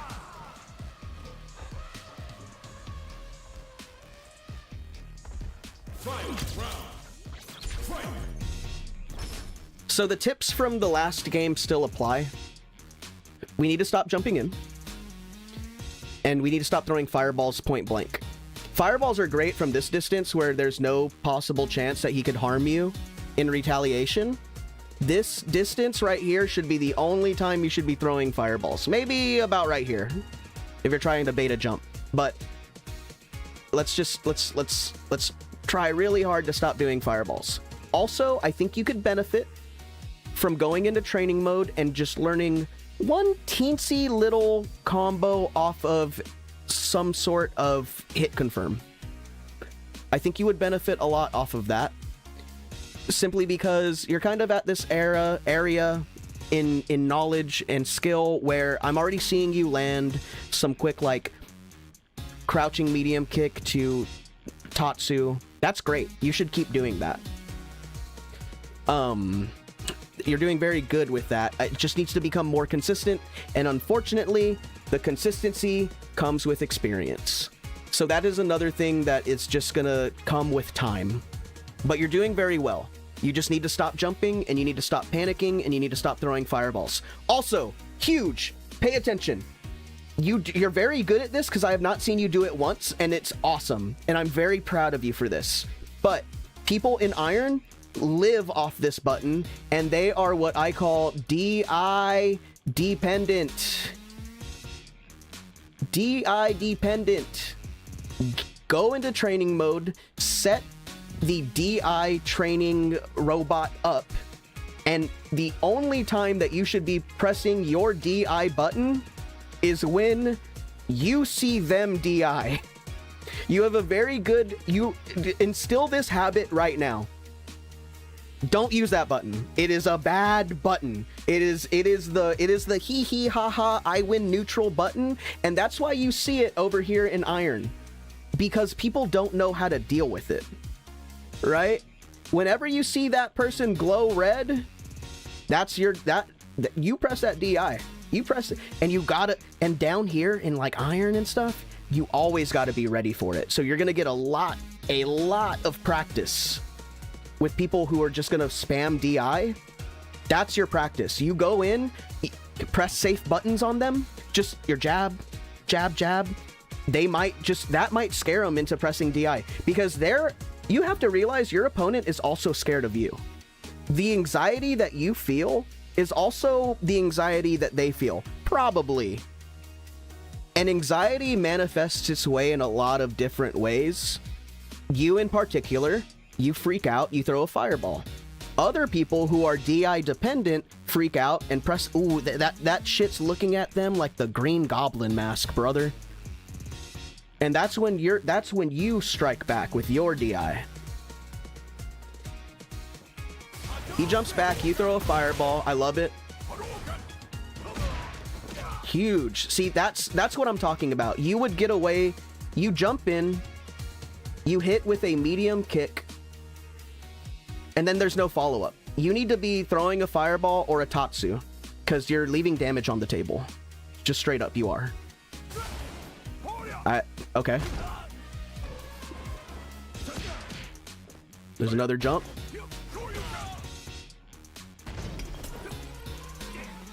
Whiffed grab. You're on another level than this guy. I'll tell you that.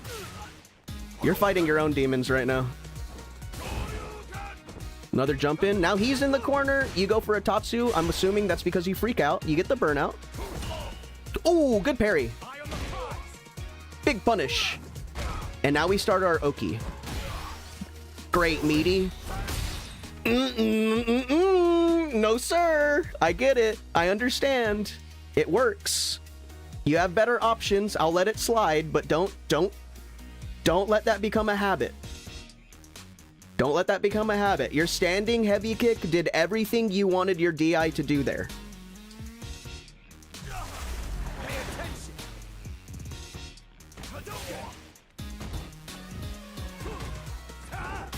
Good, good, good. Grab. I will allow it because he was in burnout. I'll allow it because he was in burnout. And then you sit and wait, taunting him even. Thank you for the follow. Beautiful. Good, good. Good, not bad. And that is only using DI on burnout is a quality that few people have at your level. So I think that I think that, you know, I have a lot of criticism of DI, but when you use it appropriately and responsibly, like, well, they can't DI me back. The worst thing that they can do is jump or block. And you also used it in the corner, which is, you know, what it was made for. You did great. Again, the only thing is just don't jump in anymore. Don't throw fireballs unless it's a safe distance. And try not to leave damage on the table. This is where we say you go into training mode and you just gotta practice for like 10 minutes a day, making sure you don't, you know, you get your jump in, you get your medium kick, you get your Tatsu. Oh yeah, 4-piece combo, does a decent amount of damage. That's good. That's fine. Just try and be aware of, I got my hit confirmed.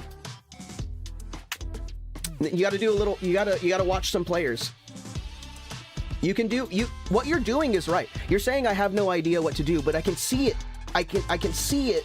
Your hands aren't following your brain. Your brain's like, I know I should be capitalizing on it. My hands don't know what to do. And that's why we go into training mode for at least 10 minutes, because you have to get your muscle memory down pat, you know?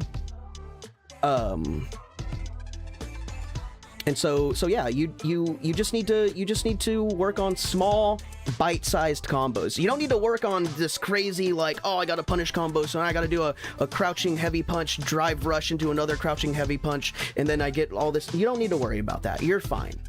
You just need, I got my jump in, I got my medium kick, now I just gotta connect the Tatsu. And then when you break it down into bite-sized chunks, that will help you grow as a player.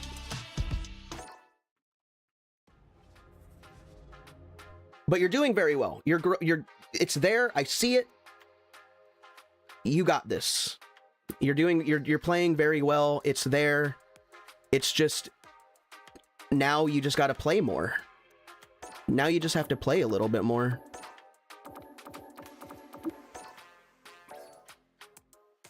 Yeah, whatever. That's a nice little wheel. Yeah, just practice putting yourself in those situations where you get scared, and eventually you won't be scared anymore. It happens to all of us. It's part of the journey. Have fun with your dogs. Give them kisses and treats and all that fun stuff. But yeah, thank you all. I think I'm gonna head out. I really appreciate everything. Thank you for joining me. This is my first educational stream. I think we did good. I'll try and be back tomorrow. I'll let you guys know if you're in the Discord. I tag everybody and let them know when I'm gonna go live.